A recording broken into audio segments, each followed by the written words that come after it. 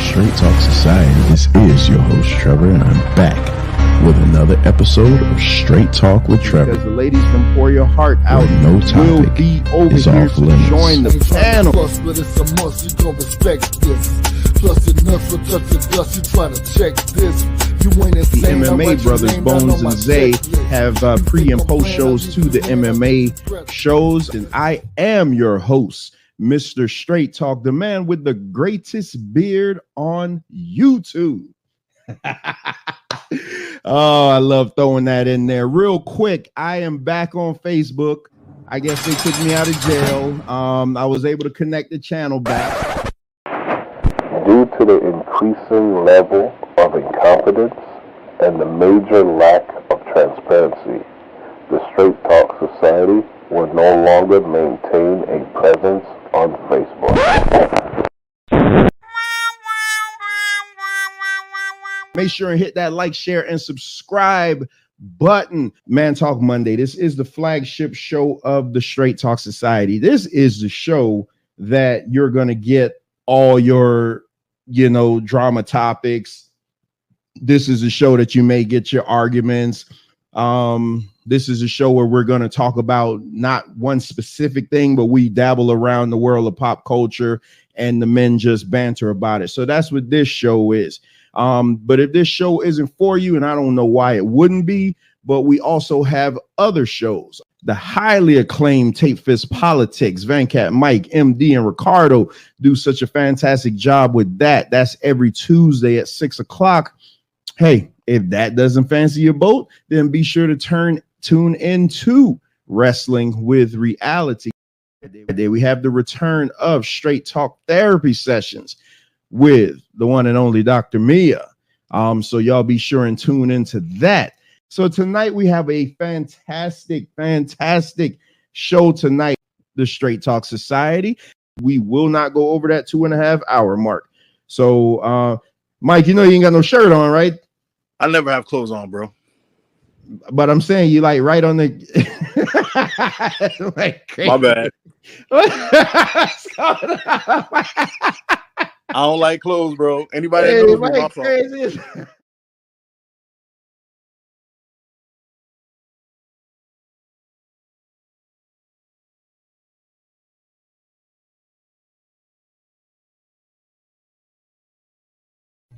Promotional consideration paid for by the following.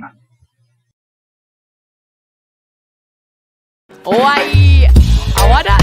Real authentic Jamaican street food. This you're getting real cooking. Wagwan. Get the syrup. Did you know damn shit? Get the syrup. Slow it down now. Slow it down. Yeah, man. I'm gonna take my glory and me creating myself and give Jesus. But the nice you always make now. But the nice guy don't want to work for you look a dead dog. But the nice. Monkeys. Yeah, them place where we eat. And this you get the real flavor of the island. We're gonna mash up this food, Huh? We can't make a dinner for people. A big dinner for like a whole family.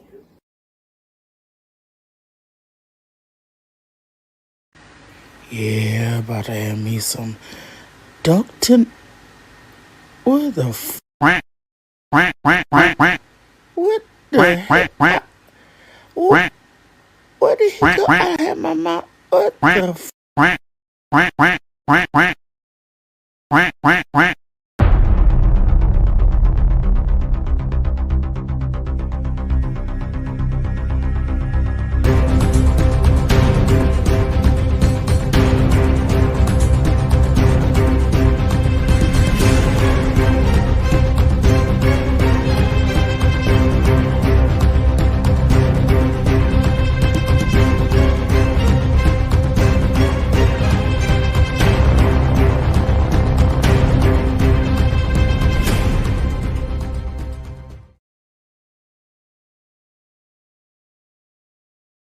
Do you really believe that garbage? It's not about believing, it's a matter of fact. So you believe. Can you say why America is the greatest country in the world? diversity and opportunity. Lewis? Freedom and freedom. So let's keep it that way. Well, why is America not the greatest country in the world, Professor? That's my answer. You're saying yes. Let's talk about share a straight face. You're going to tell students that America is so star-spangled awesome that we're the only ones in the world who have freedom? Canada has freedom. Japan has freedom. The UK, France, Italy, Germany, Spain, Australia, Belgium has freedom. So 207 sovereign states in the world, like 180 of them have freedom. All right. And yet you, sorority girl, just in case you accidentally wander into a voting booth one day, there's some things you should know. And one of them is there is absolutely no evidence to support the statement that we're the greatest country in the world. We're 7th in literacy, 27th in math, 22nd in science, 49th in life expectancy, 178th in infant mortality, 3rd in median household income, number 4 in labor force, and number 4 in exports. We lead the world in only 3 categories: number of incarcerated citizens per capita, number of adults who believe angels are real, and defense spending, where we spend more than the next 26 countries combined, 25 of whom are allies. Now, none of this is the fault of a 20-year-old college student, but you nonetheless are, without a doubt, a member of the worst generation ever. So when you ask what makes us the greatest country in the world, sure used to be. We stood up for what was right. We fought for moral reasons. We passed laws, struck down laws for moral reasons. We waged wars on poverty, not poor people. We sacrificed. We cared about our neighbors. We put our money where our mouths were, and we never beat our chest. We built great big things, made ungodly technological advances, explored the universe, cured disease, and we cultivated the world's greatest artists and the world's greatest economy. We reached for the stars, acted like men. We aspired to intelligence. We didn't belittle it. It didn't make us feel inferior. We didn't identify ourselves by who we voted for in the last election, and we didn't scare so easy. We were able to be all these things and do all these things because we were informed by great men who were revered. First step in solving any problem is recognizing there is one. America is not the greatest country in the world anymore.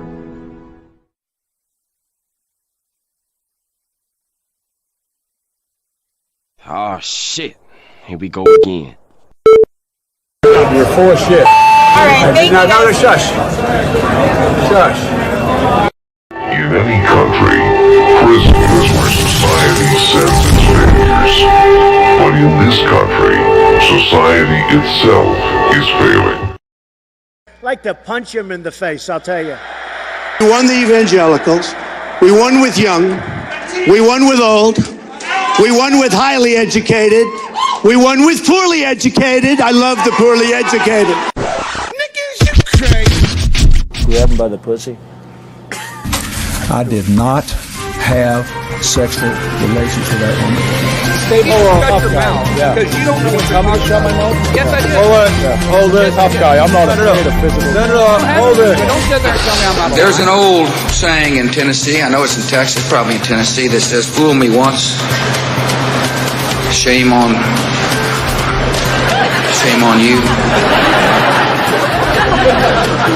You fool me, we can't get fooled again. They're bringing drugs, they're bringing crime, they're rapists, and some, I assume, are good people. Stand back and stand by with your shut up. Last thing was Olivia Gondak. It says that I wanted to eat her pussy. Olivia Gondak. I've never said that in my life tour. I would never do that. I'm happily married. I've got more than enough to eat at home. Thank you very much. You got to come see us when you come to New York, VP Biden. I will. It's a long way until November. We got more questions. You got more questions, but I tell you, if you have a problem figuring out whether you're for me or Trump, then you ain't black. Okay. I could stand in the middle of Fifth Avenue and shoot somebody, and I wouldn't lose any voters, okay? It's like incredible. I went to an Ivy League school. I'm very highly educated. I know words. I have the best words. We now have a gun on every table. We're ready to start shooting. By the way, maybe you could inject some bleach in your arm, and that would take care of it. This is the same man. Sarcastic. That was. Even though they're trying to impeach the son of a bitch. Can you believe that? You believe that?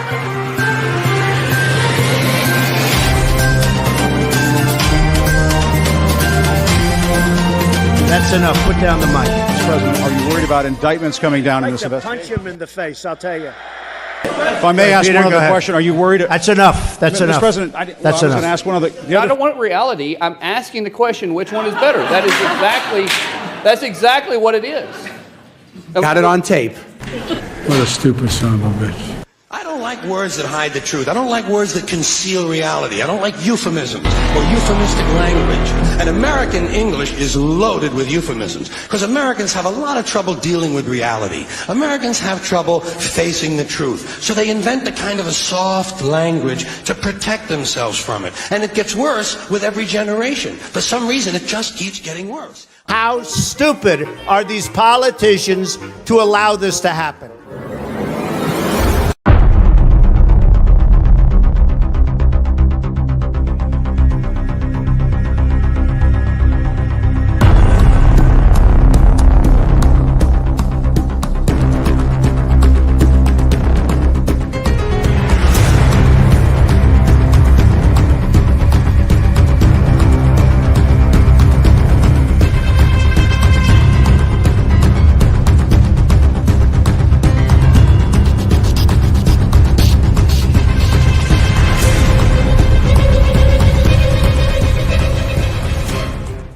If you want to run your mouth, we can be two consenting adults. We can finish it here. Okay, that's fine. Perfect. You want to do it now? I'd love to do it right now. Well, stand your butt up then. You stand your butt up. Oh, hold on. Big guy. Oh, stop it. Is that your solution every poll? No, sit down. Oh, you're a clown. Sit down. Look at you.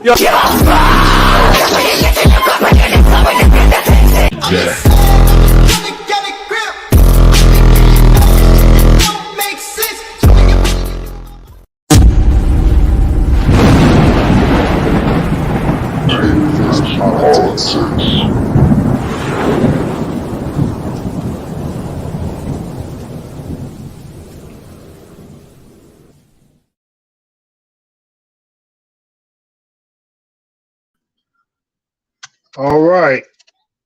Welcome to another episode of TFP, Tape Fist Politics. This is Van Cat. This is episode 15. And I'm on the panel with MD20. What's up, MD? Peace, peace, peace. What's going on? What's happening? All right. A lot's going on. Today, we're going to look back at last week's fourth Republican presidential primary debate. A lot of interesting things happened during that debate. So we'll just, share our thoughts and opinions on what transpired. Plus, we got a boatload of other issues and topics to attend to. So before we get into it, let's just look at the first part of the Republican primary debate from last week. This is going to be all four candidates, their first question that was asked. So we'll just have like a snippet going through, the questions that they were asked initially. And then we'll come back and then we'll look at some other moments later. All right.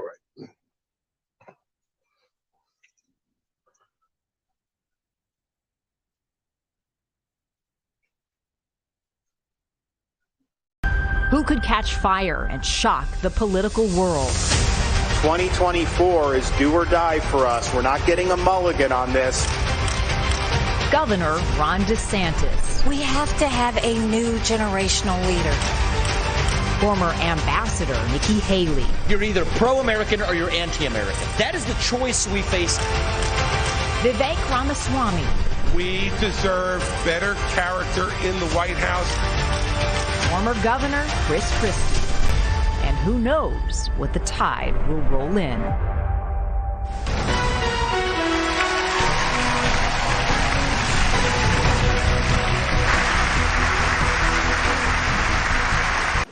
Mr. Trump is nearly 50 points ahead of all of you in the national polls.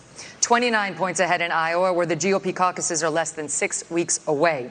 And so, as Republicans get ready to vote on whether any of you might be preferable to Mr. Trump, we begin with the question of electability. Governor DeSantis, Your campaign and its super PAC have spent the most money, had the most high net worth donors, and had a wave of momentum coming into this race after your big re-election win in Florida. You were seen by many as the candidate most likely to consolidate the non-Trump field. But here we are, a month out from the first real votes, and you haven't managed to do it. In fact, Nikki Haley is beating you in New Hampshire and South Carolina now, and closing in on you in Iowa.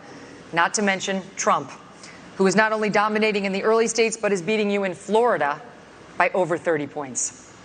Is it fair to say, as Senator Tim Scott did when he dropped out, that voters are telling you, not no, but not now? So we have a great idea in America that the voters actually make these decisions, not pundits or pollsters. I'm sick of hearing about these polls, because I remember those polls in November of 2022. They said there was going to be a big red wave. It was going to be monumental, and that crashed and burned. The one place it didn't crash and burn was in the state of Florida. They weren't predicting that I would win the way I did, and I won the greatest Republican victory in the history of the state of Florida. I'm looking forward to Iowa and New Hampshire. The voters are going to be able to speak, and we're going to earn this nomination. And here's what we need. I am sick of Republicans who are not willing to stand up and fight back against what the left is doing to this country. You've got to be willing to stand strong, and you've got to be willing to beat these people. I'm the only one running for president that has beaten these people on issue after issue. We beat the teachers' unions when we did school choice. We beat Fauci on COVID. We beat George Soros when we removed 2 of his radical district attorneys. We beat the Democrats on election integrity. I have delivered results. That's what we need for this country. And you have other candidates up here like Nikki Haley. She caves anytime the left comes after her, anytime the media comes after her. You left government service in 2018 with just $100,000 in the bank. 5 years later, you're reportedly worth $8 million, thanks to lucrative corporate speeches and board memberships like you had with Boeing. Weeks ago, you met with Wall Street heavyweights, including leaders from J.P. Morgan, Goldman Sachs, and BlackRock. Several other billionaire investors are reportedly ready to endorse you, or recently have, all of which comes with expectations. Aren't you too tight with the banks and the billionaires to win over the GOP's working class base, which mostly wants to break the system, not elect someone beholden to it? But when it comes to these corporate people that want to suddenly support us, we'll take it. But I don't ask them what their policies are. They ask me what my policies are. And I tell them what it is. Sometimes they agree with me, sometimes they don't. Some don't like how tough I am on China. Some don't like the fact that I've signed pro-life bills. Some don't like the fact that I may oppose corporate bailouts. That doesn't matter. That's who I am. And that's why the most conservative grassroots group in the country, Americans for Prosperity, endorsed me last week. Well, Mr. Ramaswamy, for months you campaigned as a unifier. Then you stood up at the first debate and attacked all of your competitors as bought and paid for. The second debate, you changed your tune, saying these are good people on this stage, admitting you can come across as a bit of a know-it-all and rejecting the practice of personal insults.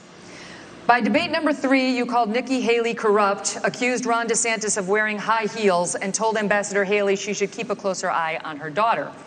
Can you see how this has led some to conclude you are not, in fact, a unifier, and to question your authenticity? Megyn, I think there's a time and place for everything. We need somebody in the White House who absolutely is going to be a fighter when it counts. And I did say that there were some good people on that stage in that third debate. Doug Burgum was on that stage at that time. And I'll say that jokingly. Ron DeSantis is a good person, too. I want to go back, though, to Nikki Haley's comment from earlier that she is somehow not responding to the will of these donors. Nikki, you were bankrupt when you left the UN. After you left the UN, you became a military contractor. You actually started joining service on the board of Boeing, whose back you scratched for a very long time, and then gave foreign multinational speeches like Hillary Clinton is. And now you're a multimillionaire. That math does not add up. It adds up to the fact that you are corrupt. And when I said they were bought and paid for, I meant the Republican establishment, not the Democratic establishment. Now you have Reid Hoffman, the person who's effectively George Soros Jr., funding lawsuits across this country against Donald Trump to keep him off the ballot, funding left-wing causes. We discovered this week that he is one of Nikki Haley's largest supporters. the CEO of BlackRock, the most powerful company in the world, now supporting Nikki Haley. And to say that doesn't affect her is false, because it's after that meeting later that day that she says that every American needs to be doxxed by having their ID, their government-issued ID, tied to what they say on the internet. So I think that this is far more corrupt than I even imagined when I entered politics. But I will say this. It is going to take a leader from the outside with fresh legs from the next generation to unite this country.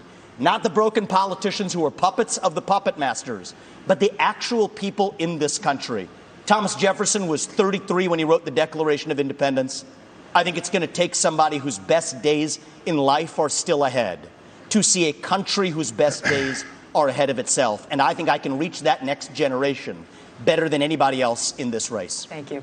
There's nothing to what he's saying. And in terms of these donors that are supporting me, they're just jealous. They wish that they were supporting them. But I'm not going to sit there and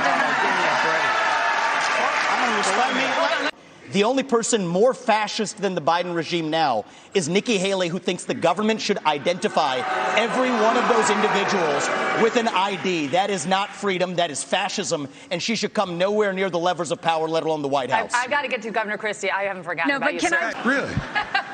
Just that I'm piece. usually not somebody who gets missed, but okay, let's go. What's happening? Okay, I got you. Listen, you endorsed Donald Trump in 2016 and 2020. You gave him an A for his first term. Since then, however, you've turned on him, calling him a liar, a loser, a con man, and someone who cannot win. You've even said that you got into this race just to stop President Trump. His approval rating with Republicans is currently at 81%. Yours is at 25%. Your best state is New Hampshire, and even there, 2/3 of GOP voters say they would be angry and disappointed if you won. Respectfully, Governor, you have not stopped Mr. Trump.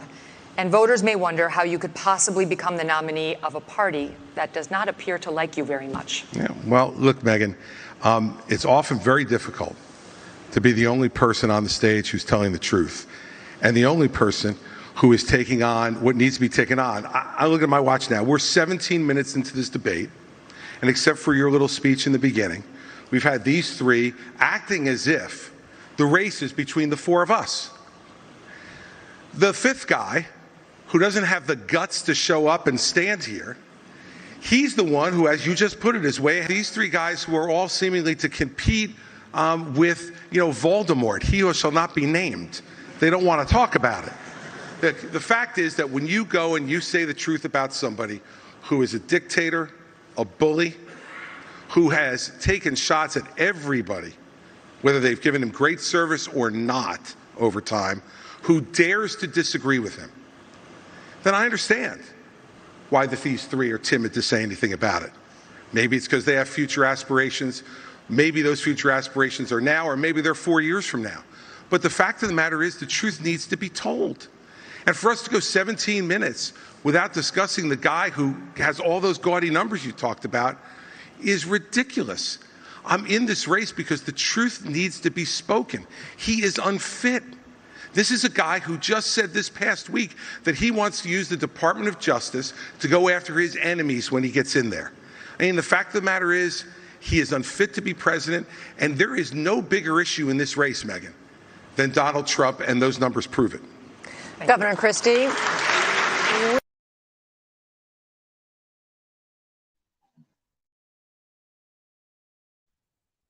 Okay, there go the opening questions for all four candidates. And MD, what did you think about, in general, the four who stood out? Anybody look bad on there? Anybody look like they're improving? What's your thoughts on that? Well, yeah, first of all, I'll say this was the best debate by far. I agree. In terms of presentation, outlook, the questions. This was let me say this first off. News Nation, and I didn't follow News Nation before. News Nation did an incredible job with this debate.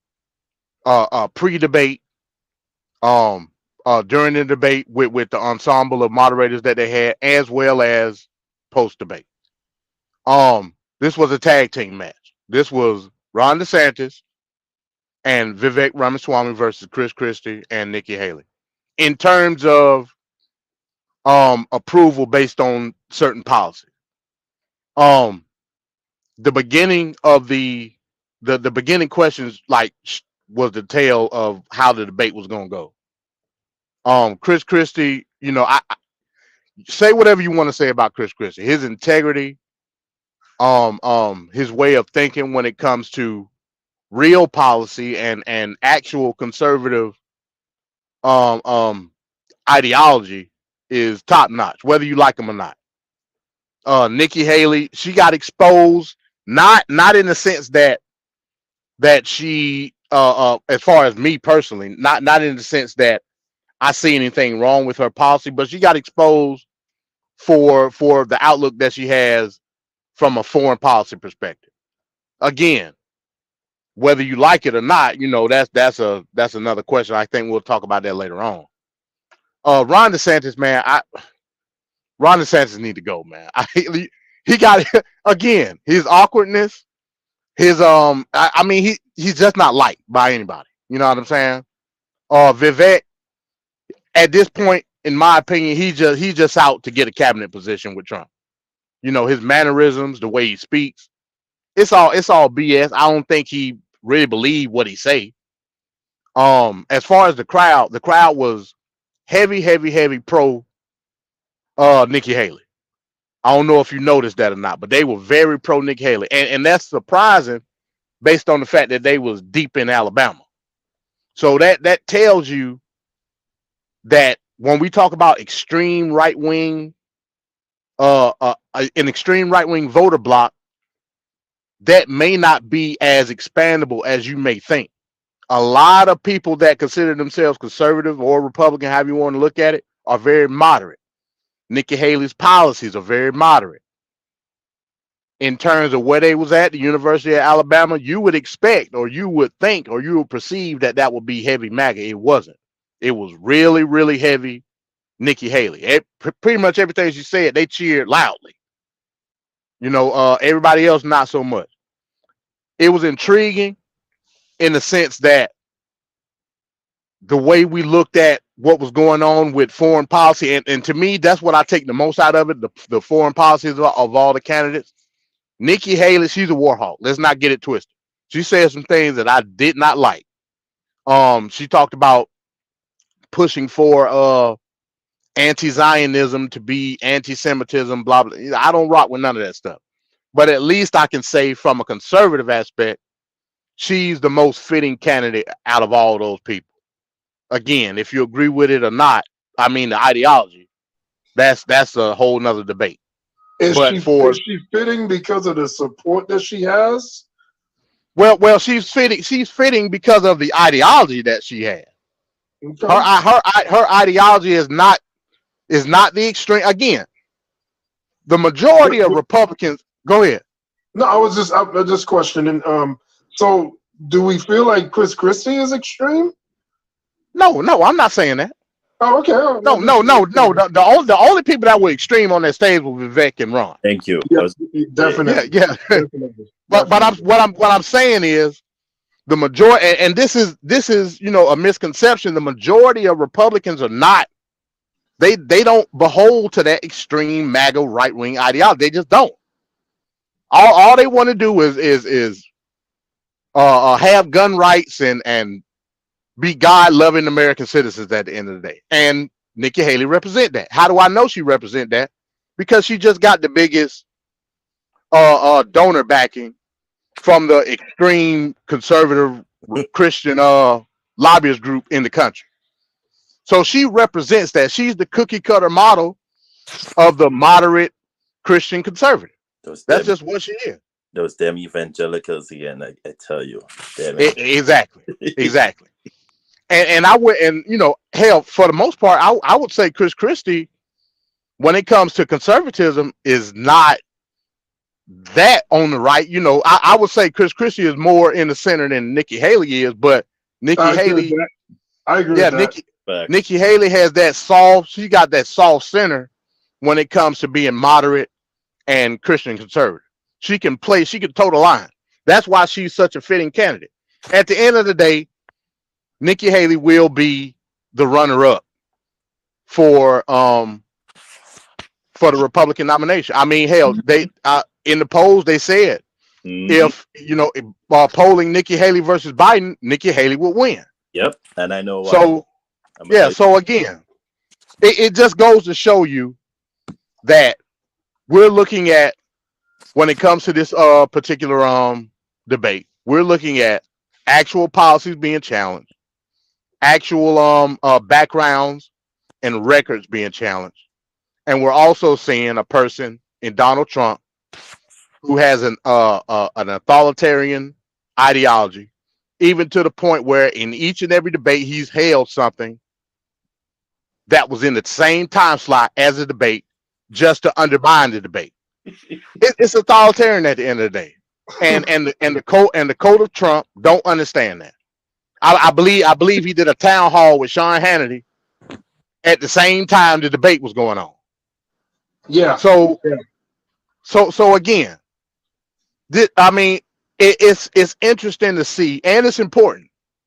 It's very important to understand the dichotomy of the Republican Party as it's defined through MAGA and, I guess you would say, the old guard of the GOP. That's all I say for now. All right, Ricardo, welcome on the panel. What were your thoughts on the initial questions and your overall thoughts on the debate itself? Sure. Pleasant evening, gentlemen. MD and Banquet Extraordinaire. Always a pleasure being up here with your twin. I don't know where you at. Mike, hop on when you're ready. Shout out to Straight Talk Society, Trev. Sorry I missed Man Talk yesterday, but it was fire. Yesterday, of all the episodes to miss, I had to miss that episode. I'm really mad about it. Because you know me. But yeah, watching the debate from last week, it was very interesting to see the dynamics and compare Nikki Haley. I think for the first time watching that debate, I saw something I didn't really notice beforehand, was that I wasn't giving her that much credit. But to MD's point, the crowd really, if there was any dynamic implementation that I saw, was that the crowd was on Nikki's side the whole night. And at that, for the first time, I saw her in like a starlight, if you know, like you know when someone stands in the spotlight and they have that one light that's just on them. It seems to be her night most of all that night when we were watching the debate. To compare her to, I want to compare her a little bit just to give some kind of contrast. To remember when Hillary was running in the field, when they had the Democratic field, I kind of look at it in the sense that maybe because she's the only woman on the panel up there, I feel like Nikki, if you were to put her up against Hillary in that momentum that we're seeing now with her, I feel like she could actually pull this off. If they really give her a chance, she could pull it off. Because she, like MD mentioned again, the voters are really moderate. As much as people think they're like, oh, there's this sense of like, it's more like a tribe. Trevor always comes up with this word, like it's very tribalistic. When it comes to like the voting bloc in the Conservative Party. But I feel like with Nikki, she's really surprising a lot of people and she's turning heads at the right time. I feel like she needs, because she got the endorsement from the evangelicals, of course, they would have endorsed her.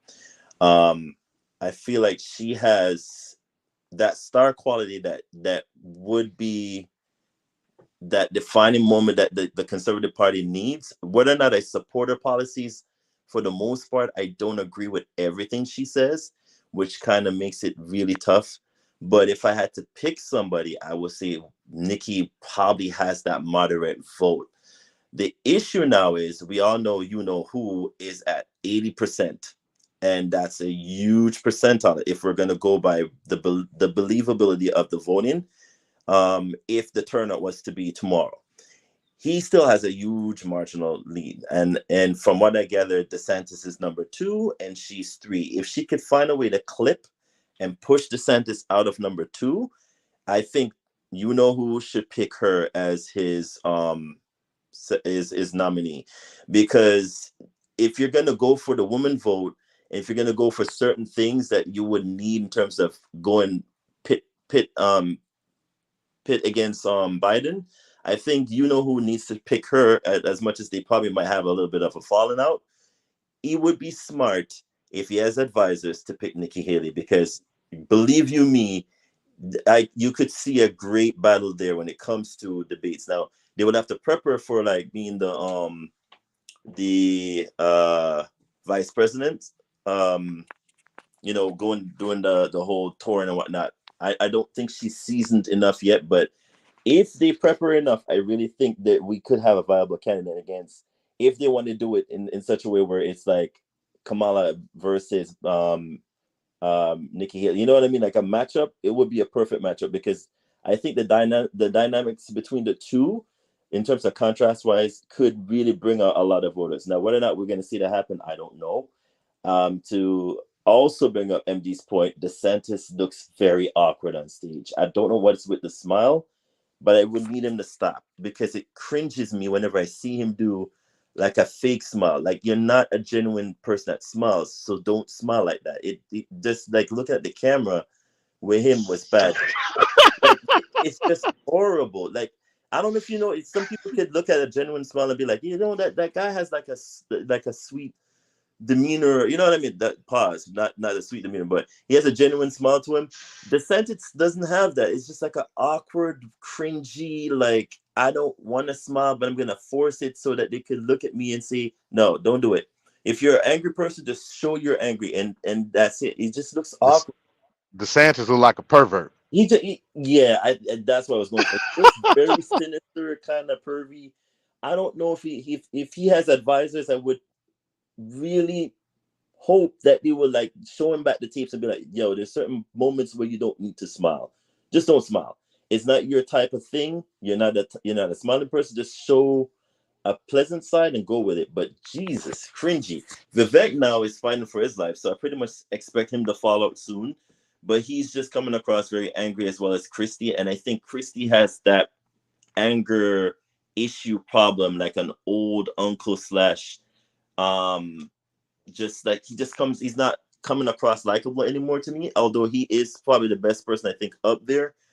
I don't know if Christie could pull this off anymore. I think from what I've gathered, a lot of people find him very just not likable, and I think that and he needs to fix it now or just fall out, because he's not at 20%. It's a no for me.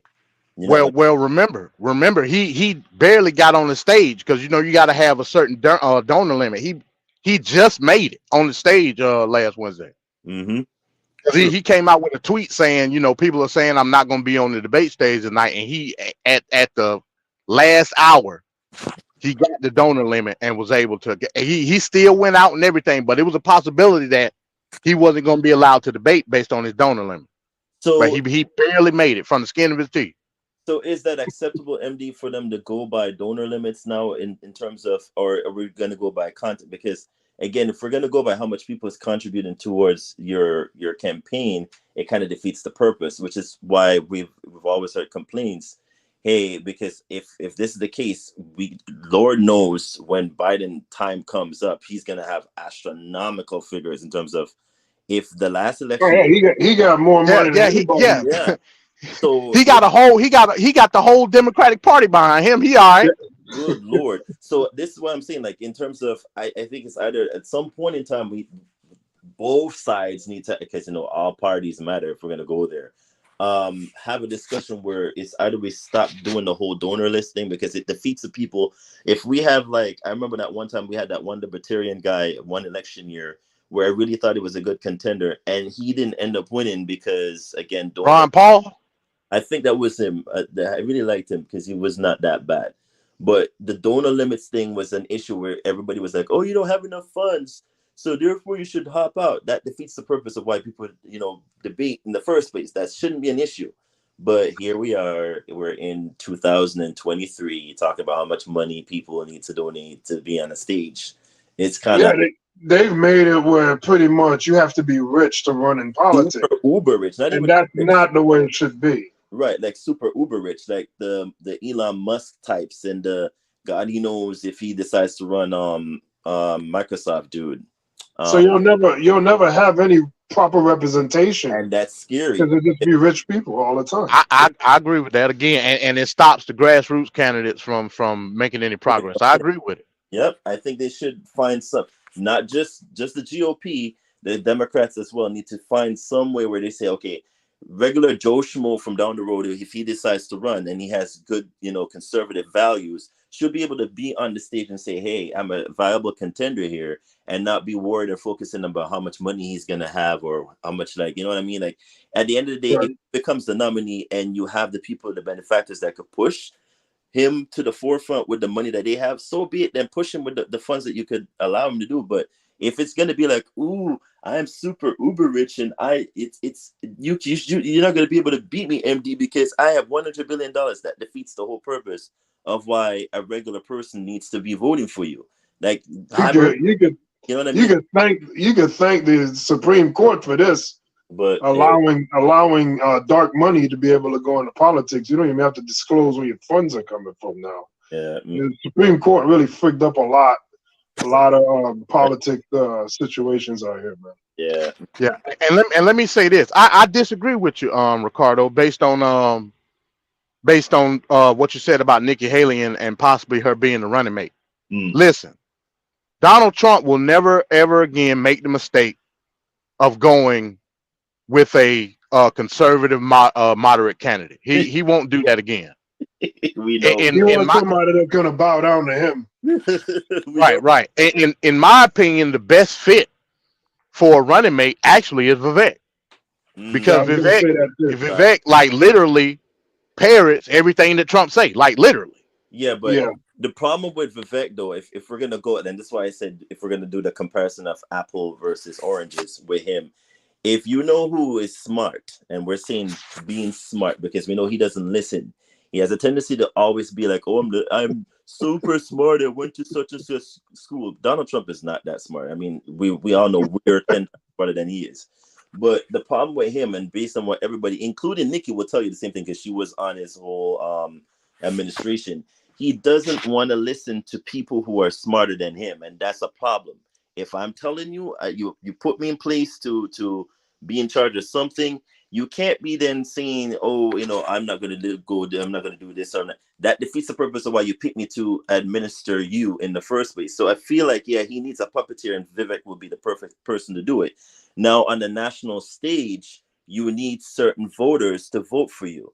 If you want the woman's vote, Nikki is the perfect person. In terms of contender-wise, if you're going up against Kamala, or we should say Kamala, Harris and Biden, you need to pick someone that's going to be viable against them. They are pretty much, when they come in swinging with all the money that the contribution they're going to be getting, I don't know if he, based on the judge decision or the Supreme Court or whosoever decides in a litigation case, if he's allowed to run, if he becomes the nominee, which we all know more than likely he is going to be picked unless stopped otherwise, he will have to make a decision of whether or not I'm going to choose to get the woman's vote this time, because we all know how the GOP angered the midterm election voters, and we all saw the results. So when they were talking about a red wave, that did not happen because you pissed off most of your voters.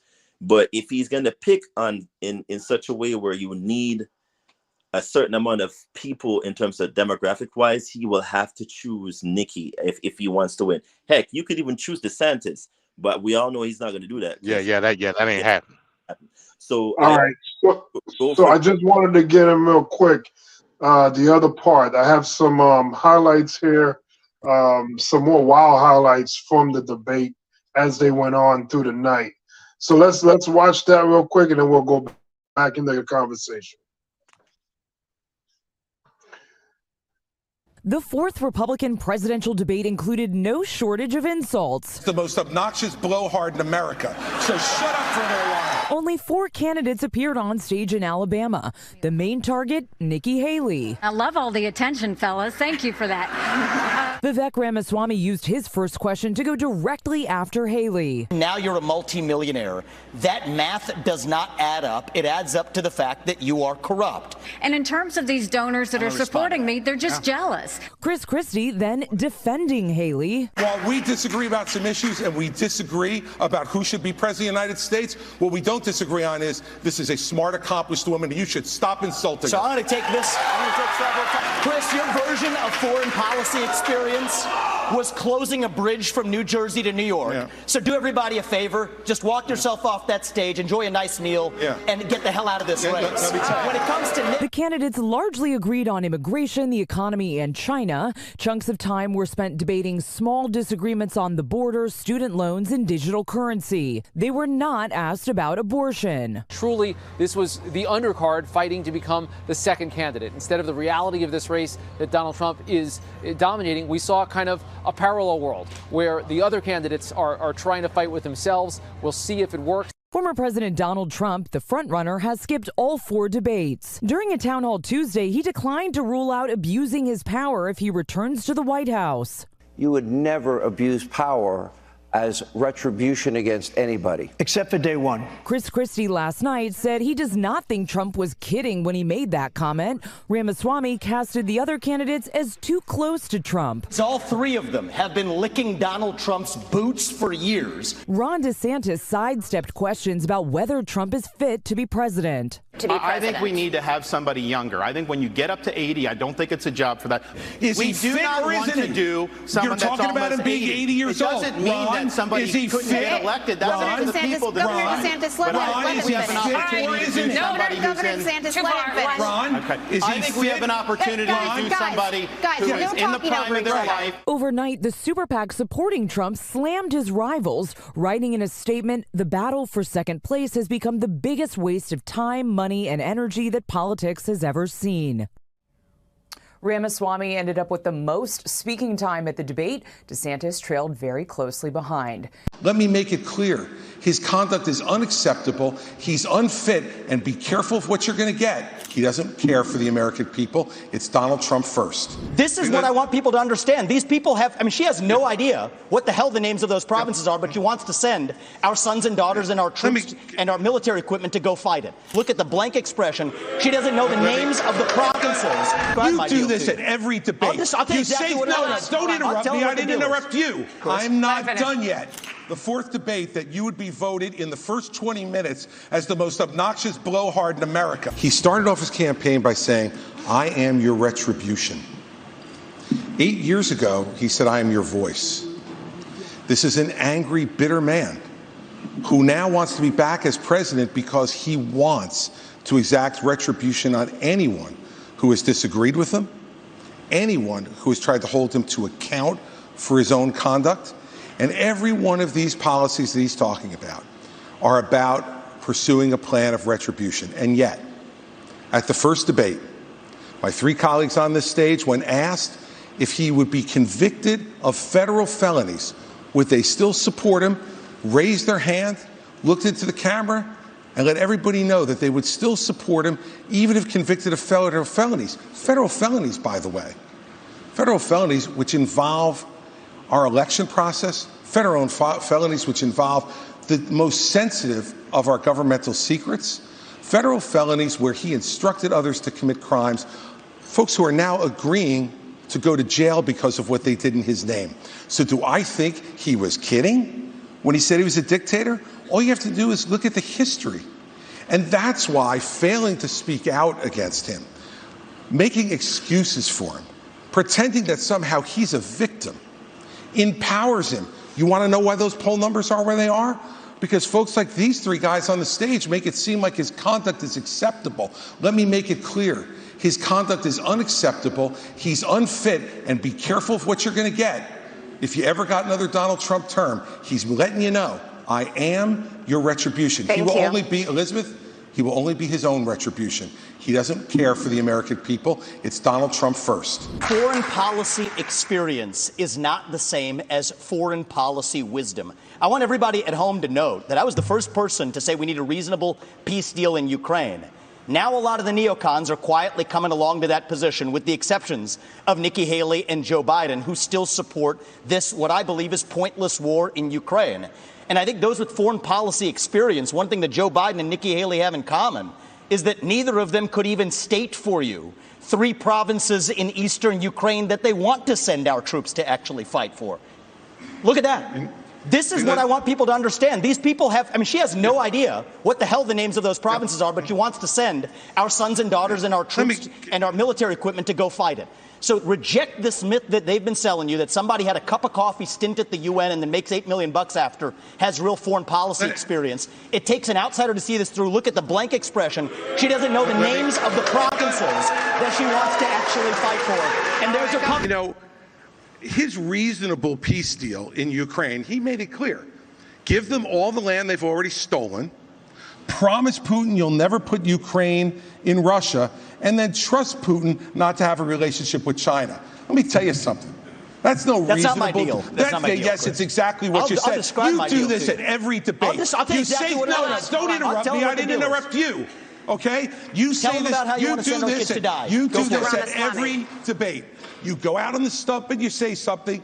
All of us see it on video. We confront you on the debate stage. You say you didn't say it, and then you back away. And I want to say what exactly what I said, Chris. I'm not done yet. Well, this now is look. This is nonsense. This man is spewing. This man is spewing nonsense. Let me tell you something. This is the fourth debate. The fourth debate that you would be voted in the first 20 minutes as the most obnoxious blowhard in America. So shut up for a little while. I'm going to respond to that. Chris, your version. We're going to let you respond to that. We're going to let you respond to that. I'll take that. I want to say something else.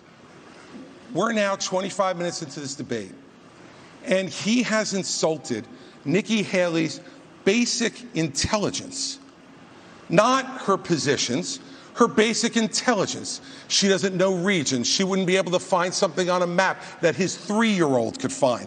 Look, if you want to disagree on issues, that's fine. And Nikki and I disagree on some issues. But I'll tell you this, I've known her for 12 years, which is longer than he's even started to vote in the Republican primary. And while we disagree about some issues and we disagree about who should be president of the United States, what we don't disagree on is this is a smart, accomplished woman, and you should stop insulting her. So I'm going to take this, I'm going to take several times over. So first of all, I think we just learned something from Chris Christie. We learned 3 things. We learned 3 things right there. First of all, Chris Christie also doesn't know what provinces in eastern Ukraine he actually wants us to fight for. Chris, your version of foreign policy experience was closing a bridge from New Jersey to New York. Yeah. So do everybody a favor. Just walk yourself off that stage, enjoy a nice meal, and get the hell out of this race. Let me tell you. When it comes to Nikki, I think if you're... You know, though, I mean, listen, this is rich, because when she was governor of South Carolina, she was the #1 ranked governor of bringing the CCP into her state. She wrote a love letter to the Chinese ambassador saying how great a friend China is. You can look at it. We put it on our website, rondesantis.com. There's also a video of her as governor standing in front of a Chinese flag with a Chinese business saying that she now works for them, talking about this Chinese company. So she's been very weak on China. Now, here's the problem. The rhetoric is different, but her donors, these Wall Street liberal donors, they make money in China. They are not going to let her be tough on China, and she will cave to the donors. She will not stand up for you. 15 seconds, Ambassador. First of all, he's mad because those Wall Street donors used to support him and now they support me. The second thing is he has a company, a Chinese company, UGAS, that he just did a rally there last year. They have given you $340,000 in campaign donations between them and their employees. They are tied to the Communist Chinese Party. Jinko Solar is another one. They went and expanded. You gave $2 million in subsidies. I banned China from buying land in the state of Florida. The Department of Homeland... I ejected the Confucius Institute. Nikki Haley brought Confucius Institutes to the universities in South Carolina. That is not true. I ejected them. So I have a record of standing up and do what's right. And here's the thing. You have a record of lying. She's trying to say things like that. Even the liberal media groups that usually, if I say the sky is blue, they'll fact check me and say that's wrong. They look.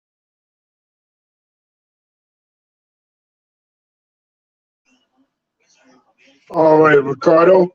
What do we think here about some of the exchanges that we just saw? So the gloves came off like heavy, heavy. I was very surprised at Vivek's what you call it, his banter back and forth with Christie. It even came off as if he was trying to be like, coming for his weight, which Christie has made clear he doesn't really care. I mean, you won't tell the man to go eat a meal and get off the stage and eat a meal. Like, really? You, as an recipient of an immigrant family that came into this country, you're gonna speak as if like he's doing all the things that I would really feel like somebody from his community should be like, listen, like you've seen a lot of stuff, but it kind of rubs off the wrong way. But we get why he's doing it. It's like everybody, doesn't know decorum anymore since we're all trying to follow and knows whose footsteps. So it doesn't surprise me. But decorum goes a long way, and I think he's really battling to, like MD mentioned earlier, to get that cabinet position. As for whether or not he will get it, we'll see. Money talks and money walks. So if you're trying to appease to your highness in waiting for political gains, I don't know if if you suck up to Trump long enough, he will give you some kind of incentive. So it wouldn't surprise me if he picks him, but that's if he's elected. And I put the emphasis on if, because legally the judge now could then state, you're not fit to run because based on all these litigation cases, but that's a whole nother story for another day. But Christie, I feel like I was saying in the comments, really, I must commend him because he came out, even though it sounded like he was, backing up Nikki, he did see a lot of points. And that's the one thing about Christie I've always liked.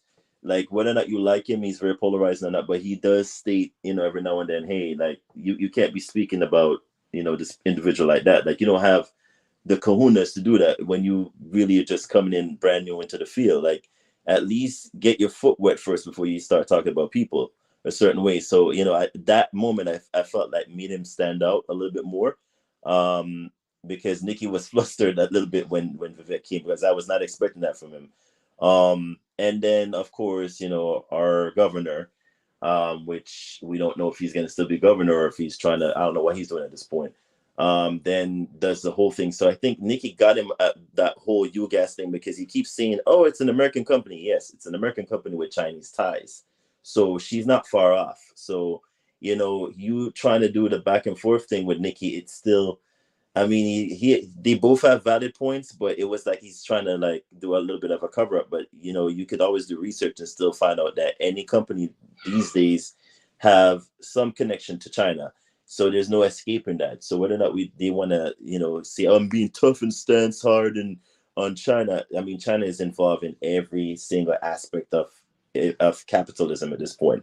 So even though they're communists, I find it ironic that they're a part of everything that you could think of that's capitalist these days. So, I mean, that was just one of those moments where I thought DeSantis kind of flustered as well. But, it was fun watching it, the exchange between him trying to stand out with Vivek, shouting like MD, I think he's really coming across like he's trying to be Trump here. Vivek, I don't know if I like it. I think it's like a toss-up for me. I don't know if the American viewers are going to see him differently now, because he had started doing the college tours thing where he's doing like all these, I'm going to, do some exercise with the college studs on the campus. I'm like, what is this? Like, this is how you're trying to get votes? I don't know how long this is going to last, but, well, good luck to him. But other than that, the debates was really, I think it stepped it up a little bit a notch when we watched it last week. So it wasn't that bad, but I'm interested to see who's going to follow next, because at this point, it's like Hunger Games. Somebody's going to have to go next. So we'll see. Well, Vivek warm salami, he needs to go, man. He needs to get knocked out next. Warm salami needs to go. Linda D, what did you think of this last piece that we just looked at? Like the interactions and the exchanges. What were your thoughts? Well, a part of that segment gives you the reason why Nikki Haley will not be the running candidate with Trump, based on the fact that, and Vivek said it, her policies are pretty much diametrically opposed to what Trump would do. Like how you would work that, I don't know. You know, the perfect example was the whole Ukraine thing. Now, Vivek tried to go full blown QAnon with asking her about the provinces of Ukraine, but hell, what does that matter? War is war. You know what I'm saying? And Nikki Haley strongly supports us funding Ukraine in this war. She just do that. That's a fundamental conservative aspect of what's going on. Now to the MAGA Republican, they would argue, oh, well, we need to stop funding Ukraine, blah blah blah, this and that. We're wasting money. Well, I've already explained that no, we're not wasting money because government military funding is basically free money. So again, these MAGA people, they go on the notion of us, quote unquote, using tax dollars to fight endless wars, but it don't work that way. And I think Nikki Haley understands that, and she ultimately understands that war is money, and war is not us spending money, it's us actually making money. Back. Based on the bonds we can sell and stuff like that. So that's a conservative policy because that's what conservatives do. You know what I mean? But to the lame brain, country bumpkin, MAGA Republican, they don't understand that. So you got people like Ron DeSantis and you got Vivek Ramaswamy that's going basically. Sir, that's warm salami. I got you. That's basically going to pull on the heartstrings of the MAGA Republicans and tell you a falsehood, just like Trump's doing. You know what I'm saying? So that's just a whole nother reason why Nikki Haley is no way, shape, or form. If it happens, like I'm like that basically tells me, yeah, she in it to win it, like to the highest bidder she go. Now, in the aspect again of what I was saying about the tag team match, it ended up being that throughout the duration of the debate because Ron DeSantis and Vivek based their debate strategy on attacking Nikki Haley because everybody knows as of right now the consensus from a conservative aspect, she's the front runner between them. Right, correct. So that was the strategy, to attack Nikki Haley. For whatever reason, Christie found himself on a white horse with some armor on to defend her. Again, I don't know what his angle was at that, but it just shows the integrity. And if you want to call that a strategy of Chris Christie, cool. But it just shows the integrity of Chris Christie on how he went about articulating an argument against people like Ron DeSantis and Vivek Ramaswamy. At the end of the day, I think this is Chris Christie's last hurrah. I think that's why he did what he did. He gonna go out swinging. He gonna tell it like it is, and that's what he did. I think look, man, I'm not winning this. I'm not gonna have an impact. So I'm gonna just say the hell with it and tell my truth. That's what I got from Chris Christie. That's why I say ultimately he did win this debate as well. So as a count, I actually got Chris Christie 3. Nikki Haley 1. I believe she won the first debate. Chris Christie has won every other debate since. Not just based on him talking about Trump, but also his policy. I got to give it to him. You know what I'm saying? Right. Right. And I don't know if you notice, a lot of piling on Nikki Haley and other politicians as well. I don't get this. I thought we were capitalistic here, but if a person goes out and does a speech and get paid for it, what is the big deal about that? What? Whoa, Van Cast. Oh, slow your roll. No. Slow your roll. No, I'm asking. I need to know. Not. I don't know if it was 3, maybe 4 weeks ago. Mm-hmm. We were having a discussion about the Supreme Court justice. Now all of a sudden it's cool. No, it's not the same. Not the same. Not the same. People are people. No. I think getting up on a stage and making a speech is different than affiliating yourself with a group of people that is going to fund money to you to influence your decisions when in a high court. That's literally what this presidential campaign is about. But no, a politician will go to a place and just have a speech, whether it be at a university, whether it be at a corporation. They're paying for your celebrity and your stature to just speak there. That's it. So what are they paying? What are they paying Clarence Thomas for? Influence. They pay exactly.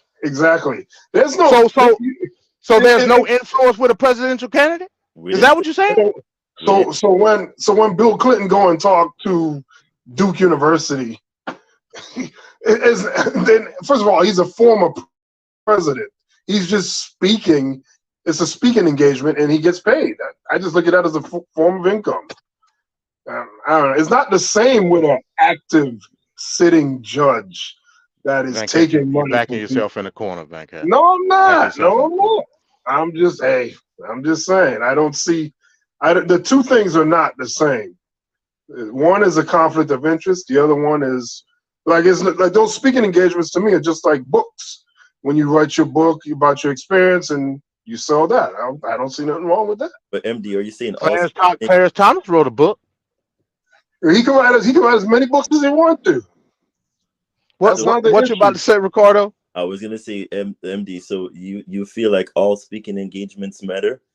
Is that what you're trying? I feel like if anybody wants to pay anybody to speak at anything, they have the right to do so. Right, but when Clarence Thomas is in there, it goes beyond the speaking. And I think influence is involved when like a celebrity or thus said president goes somewhere and they're paying him upwards of $500,000 to $100,000. Heck, even Clarence Thomas. Anybody in the Supreme Court, do you think there's, again, we get what you're saying in terms of your stance, but morally, do you think it's not questionable why you'll be there to begin with? Because you're influencing somebody, whether or not you want to accept the fact that they are influencing people. That's the whole point of the speech. You're supposed to. As much as I used to hear people say the same thing about Barack Obama when he used to do this whole audacity or whatever his book thing was, Audacity of Hope, I think it was. And they were like, yeah, but he's allowed to it. And I'm like, but he is still a president. So whether or not we want to accept it, still he's influencing somebody at the end of the day. So there's a point to be made where if somebody's calling it out, then yes, technically it's morally, is it okay? Because it's not, it's not benefiting our pockets. It's going to be Uncle Sam at the end of the day that then says, it's still a line of work. So, you still have to fork over that money. But it's still influence, MD, whether or not we want to accept it morally or not, whether or not it's still influence. So that's what I think, we're trying to articulate. Clarence shouldn't be doing it, but is it wrong? No. Well, I'm glad that you understand that. What is the influence worth at the end of the day? Power. That's what I'm trying to figure out, because Clarence Thomas is supposed to be going off the Constitution. And by all means, he has an impeccable record doing so. So I'm trying to figure out what's the use of the influence. Or is it more clout? It's either influence or clout, one of the two. Ain't nothing wrong with clout. Oh God. If you got the money to do it. So you're saying it ain't tricking if you got it.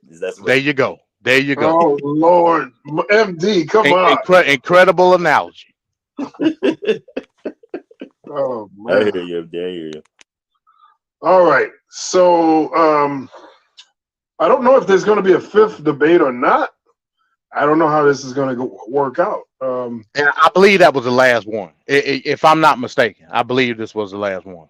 Okay. All right. So we'll see what happens next. The Trump's litigation and trials and all this stuff he has going on, it's going to start in a few short months. In January. It'll be interesting to see how it starts to affect, probably not the MAGA Republicans, because they don't care about nothing, but maybe those in-between people, those middle of the road independents maybe that'll affect him once you see on the news, oh, he's in trial and blah, blah, blah, and one case to the next. Maybe that might affect it. I don't know. No, Venkat, because at the end of the day, they're still going to say the same thing. And they've done a whole bunch of interviews with people in those actual respected areas. And they said the same thing over and over again. It doesn't matter whether or not, if they asked them if the election was to be held tomorrow, they still going to vote for Trump. If he was convicted, they still going to vote for Trump. Nothing is going to sway them from voting for him. So it doesn't really make a difference if you really think about it, which is kind of like telling of the MAGA crowd. They're there to vote for him, and that's why he has an 80 percentile favorable win to go for. And that's the mistake. That's the mistake. And I think the rhetoric of Chris Christie is the microcosm of how most GOP moderates feel. They just scared to say it. You know what I mean? So and go ahead. You feel that Trump not debating is a mistake? Or is no. I'm talking about the conception of people still supporting Trump, even though their policies and their ideologies don't align with what he said. Remember what Chris Christie said. Chris Christie said everybody up on this stage talking about their policies and people being too old, yet in the first debate, and he pointed it out when asked, would the candidates still support Trump after the primaries in the general? Everybody raised their hand except Chris Christie. Right. That's the mistake. If there was a concerted effort to not undermine but be unified in challenging not only Trump's rhetoric but his policy or his I guess you would say plans in action pre and post presidency, then who knows, it could be a different outlook totally right now. But because of a falsehood of standing with conservatism, even though Donald Trump's not a conservative, through a unified front with standing with conservatism, they're going to align, quote unquote, party first when all the smoke clears after the primary election. Right. But we all know Donald Trump, even Donald Trump's base is not conservative. They just ain't. They're extremists at the end of the day. Now that's a hodgepodge of different. Right. That's a hodgepodge of different quasi-conservative groups. But ultimately, the rhetoric is not conservative at all. Right. Not funding Ukraine is not a conservative outlook. You know, it's just not. The conservative language is barbarism versus civilization. That's the line that you go by on the script. You don't go away from that script. And currently, right now, the MAGA Republicans are going away from that script. People like Nikki Haley and Chris Christie are trying to defend that script.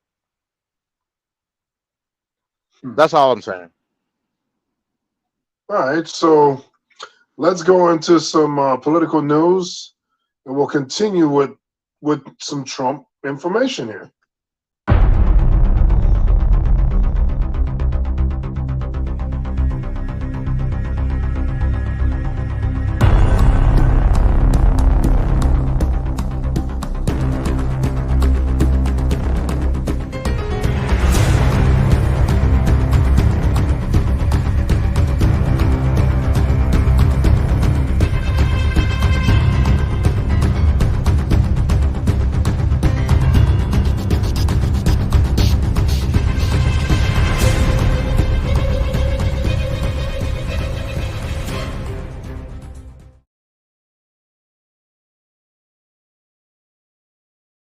A fresh warning from a leading critic of Donald Trump about the danger posed by the former president to American democracy. A vote for Donald Trump may mean the last election that you ever get to vote in. Those comments come as Trump attempts to turn the table on such warnings. But Joe Biden is not the defender of American democracy. The former president, who is facing felony charges over his attempts to overturn the 2020 election, claiming President Joe Biden is the real risk to the country. Joe Biden is the destroyer of American democracy. It's him and his people. They're the wreckers of the American dream. A spokesman for the Biden campaign calling Trump's comments a, quote, desperate attempt at distraction.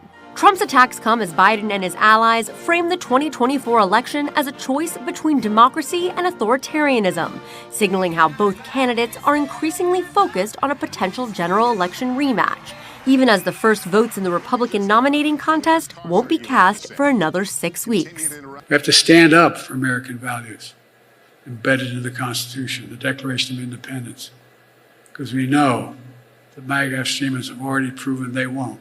We have to stand up for our Constitution, our institutions of democracy, because MAGA extremists have made it clear they're not going to. In his latest bid for the White House, Trump has continued to rail against democratic institutions and make false claims about the 2020 election. They rigged the presidential election in 2020, and we're not going to allow them to rig the presidential election in 2024. He also suggested the U.S. Constitution should be terminated in a social media post.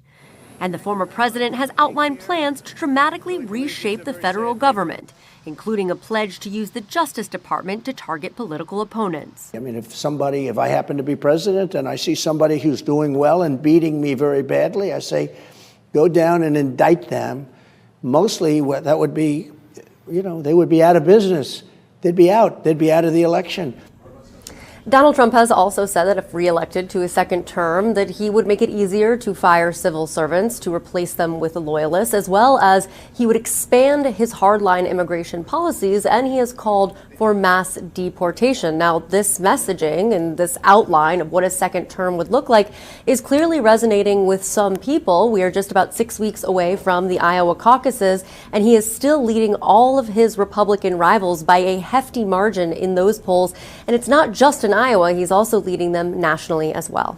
Quote, forces that somewhat contained his autocratic tendencies in his first term would all be weaker. As a result, Mr. Trump and his advisors' more extreme policy plans and ideas for a second term would have a greater prospect of becoming reality. So what worries you most about a second potential Trump term? Well, the fact that he'd probably be better at it. Nobody thought he was going to win. He didn't think he was going to win. So he had no actual plan. He had a campaign team. He didn't have a governing team. So the whole thing was a dumpster fire from the beginning. But that was actually a good thing, because a lot of stuff he wanted to do, he just didn't know how to do. Having worked in the White House, you spend the first week trying to find the restrooms. I mean, it's not an easy place to learn how to operate. So this guy winds up getting a bus. He doesn't know how to drive the bus. And so he spends the first 4 years learning how to drive the bus, and there were people in there who were slowing him down and putting up the guardrails. This time, that won't be the case. You got 4 years to get ready. He's got a team of weirdos and wackos who thought this thing through. And when he gets in there, he's going to know exactly what he wants to do, and now he knows how to drive the bus. If you thought he was going fast and furious the first time around, you've seen nothing on the second time around. And it's not just about, you never have another election. You thought that last ride was bumpy? This is going to be insane, and you might have any number of things happen to you and your family that could have been prevented by just good, orderly governing. That could happen to you, your family, your neighborhood. You have no idea what you're signing up for. You don't like Joe Biden, that's fine, but you don't put your family on a bus driven by a madman because you don't like the other bus driver. You know, Gloria, we heard Trump now accusing Biden of being a threat to democracy. Should Democrats be concerned that Trump can effectively turn the tables on Biden? Well, Trump does this all the time, Wolf. He accuses people of doing things that he's accused of. And I remember back in 2016 when he was debating Hillary Clinton, and she accused him of being a puppet of Putin. And he said, no, you're the puppet. And that's what this is. I think, look, Democrats have to counter it. They have to counter every charge that Donald Trump is making, no matter how ridiculous. And I think this will be one of the easier ones for them to counter by reminding people that he tried to overturn a fair election. Donald Trump is doubling down on his vow to be an American dictator, which he maintains would only be for one day. Baker today in the New York Times, he said that I want to be a dictator. I didn't say that. I said I want to be a dictator for one day. But the New York Times said, and you know why I wanted to be a dictator? Because I want a wall, right? I want a wall, and I want to drill, drill, drill. Those comments coming during an 80-minute airing of grievances last night at a soiree filled with Trump loyalists and MAGA diehards. The former president, who is waging what he has called a righteous crusade, touted the criminal indictments against him and took aim at his likely Democratic rival for the White House, accusing President Biden with no evidence of weaponizing the Justice Department for political purposes and suggesting that he would use a second presidential term, a second Trump term, to go after Biden. These are Biden indictments against this is just against a political opponent. But they've opened up a Pandora's box, and I only can say to Joe is, be very careful what you wish for, because what you've done is a terrible thing.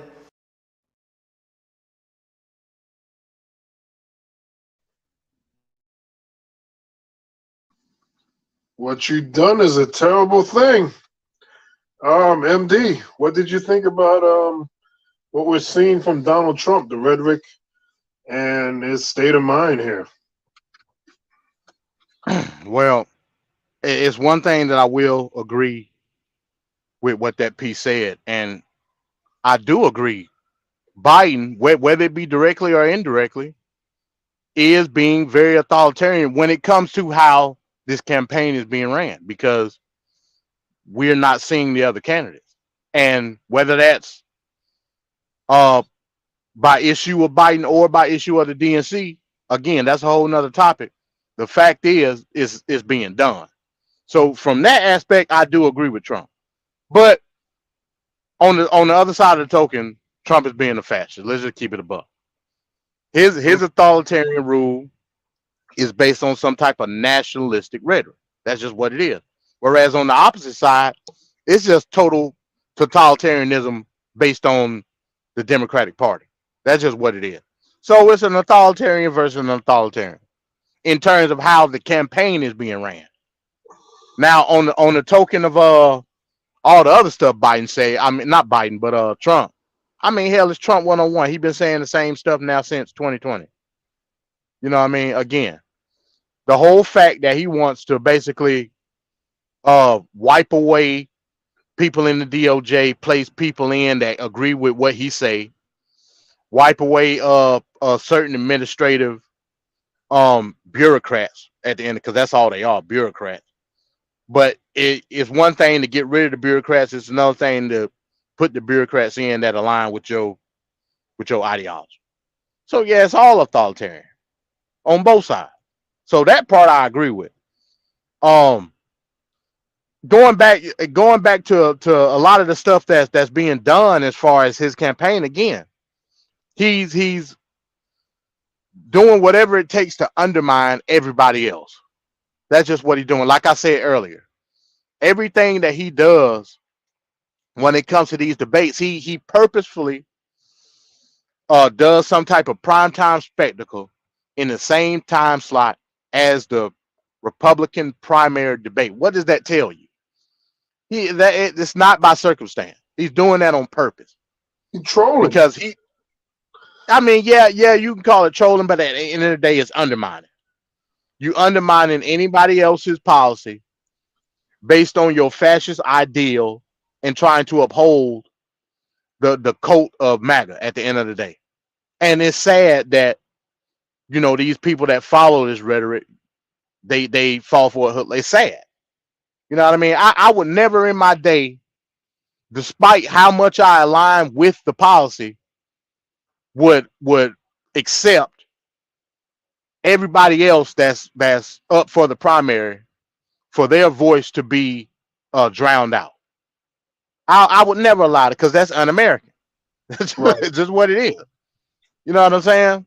So the fact that he's going to these lengths, the fact that there are people that are aligned with him that are being his henchmen and going about the things that they're doing. I mean, it's just, like I said, again, man, 2024, in my opinion, will be one of the lowest turnout presidential elections in recent memory because of the foolishness that's going on both sides. I just can't say the Republican Party, on both sides. You know what I'm saying? It's sad, and I'm assuming that you're gonna play the clips later on. It's sad that a guy like Chink Uger have to have the other candidates on his show just Right. for us to even know who the hell they are and what they stand for. That's sad. Yeah. I mean, that's just sad. Yeah, it shouldn't be this way. It should be a little bit more open here. They can't even get on. They can't get on a stage or anything. They just won't allow it. They just won't allow it. So, Ricardo. Oh, and one more thing. My bad. One more thing. Yeah. As far as the whole dictator thing.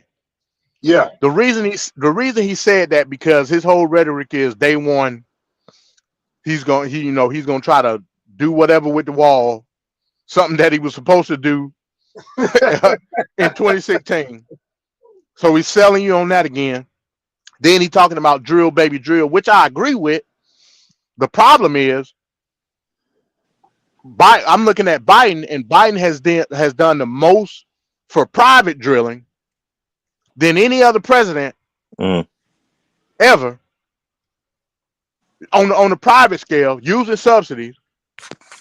And you're running on the aspect of drill, baby, drill, and I can only assume that you're doing it based on big oil and not the privatization of private ownership. And of course, me as a free market capitalist, how am I supposed to spend that? I can't spend that. So it's sad for me to sit up here and say Biden has actually done more for the privatization of private drilling than you have, and you basing it off of big oil, the thing that MAGA is supposed to be directly against. But hey, who am I? Right. So, Ricardo, what do you think about Dictator Trump and his plans once he gets back, once he feels he gets the second term? Well, his big plans for how he's going to run things in that second term. Well, first things first, I want to find out where Steve Bannon is, because this sounds like all of Bannon's ideas that he first tried to implement in the first term. When he was like, oh, Trump needs to do so and so and all this crap. So I'm wondering where Steve Bannon. Oh yeah, I forgot. He got like jail term or something. So yeah. Listen, Trump, you not on our watch. As a constitutionalist, it's not going to happen. Even if you were thinking the thought, it won't happen. Your forefathers before you put in the Constitution that made it clear you will not be a dictator to this country. We don't have kings or queens. We got rid of them for a reason. This is the reason why we put a president in place. This is why we have a vice president. This is why we have the what you call it that we were fighting about the other day with that spineless fool that we can't stand, Speaker of the House. So all these things that he's coming up with, drill baby drill and building this wall, it's so useless. He couldn't come up with something original, like, I don't know, the Space Force that you designed that we have somewhere here in Florida, Space Force Cadet Defense System, or Star Wars, or whatever you want to call it.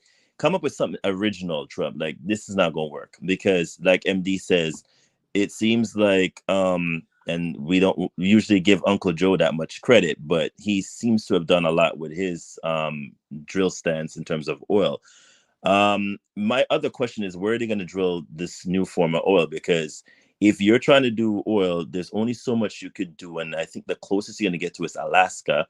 And they had that pipeline that didn't really go anywhere. I think it got pushed back because of the conservationist people that were against it. Well, Biden just reapproved it, so there you go. So, and then the only other place I could think of that would have oil other than Hawaii's waters, which is protected, would probably be the Northwest Passage, which Canada is not going to allow you to even go up there. And that's a whole nother topic for another day. But the only way I could see that working is if Canada and the US work together, because Alaska is on one side and then you have Canada on the other, and then you have Russia on the opposite side. That region in the Arctic Circle is filled with oil. And it's so much oil that it's literally enough to supply the entire globe, everyone on this planet. So Russia already staked their claim, and then they're fighting with Canada right now. And then, of course, here comes America. It's like, oh, but it's international waters. International waters, my ass. It's Canada's waters. So if you want to look at the line of how it's going to work, I don't know how they're going to work that out. But the only way I could see that working is if those two countries come together and say, Russia, hey, back the F off, because this is what it is. It's us with Alaska over here and Canada over here, and you have no stake. But that's a whole topic for another day. So the drill baby oil thing, I don't know where he's going to go with that. Again, Mexico has made it clear from day one, they're not going to build a wall. They're not going to assist you funding a wall. People are going to walk over the damn wall. People have even started climbing over the wall. You're not going to stop that unless you have a regiment or militia somewhere. And we saw how the optics of that look like last year. So it's all fluff and talk, and this is regular Trump that we're so used to. But the only thing I will push back on is if you're trying to be a dictator, your constitution made it very clear in layman terms, it will not happen. It cannot happen. And that's why George Washington signed a decree when he did, which made it clear you cannot have none of that on paper. It will not work for this country. We've done things meticulously this way for how many years, and it's not going to change. So you trying to come in and have people align with what you're trying to do and you're trying to get rid of the DOJ, that's all good and dandy. But would it work? I don't know. You're trying to clear the swamp. The swamp is it seems to be multiplying and growing every year. So again, money talks where money walks. It's corrupted every single place you look. I don't know where else you could look to clear out the swamp. You have they're so deeply rooted into a whole bunch of stuff that we're not even aware of, or probably not even being briefed on. But nah, Trump, it's getting lame. Give me something original. Like I want to hear your Space Coast candidacy, Star Wars, how to fight asteroids, alien crap thing. Maybe that would have got me excited, but nah, that's boring. Sorry, MD. You didn't do that. So you got Donald Trump here. He's got a litany of different trials he's got to go through. He's already lost some already, and he's running for president after trying to overthrow the government while he lost an election. He's covered up so many crimes, or at least tried to, and some in just open air. So this guy that's done all these heinous things is vying for a spot to be president yet again. And somehow the American public is just going to watch that particular guy with all that baggage, political baggage, criminal baggage, all this stuff. When the Bushes, when there was going to be George Bush brother was going to try to run for president, they're like, we can't have another Bush. That alone was like too much baggage. Trump has like an excessive amount of baggage that he's bringing to the party, and it's weighing him down. So this is why, they keep talking about these polls with Joe Biden and all this other stuff. But Donald Trump being the candidate is the reason why he will lose. If you put anybody else, even probably Vivek, he will probably have a better chance of beating Joe Biden.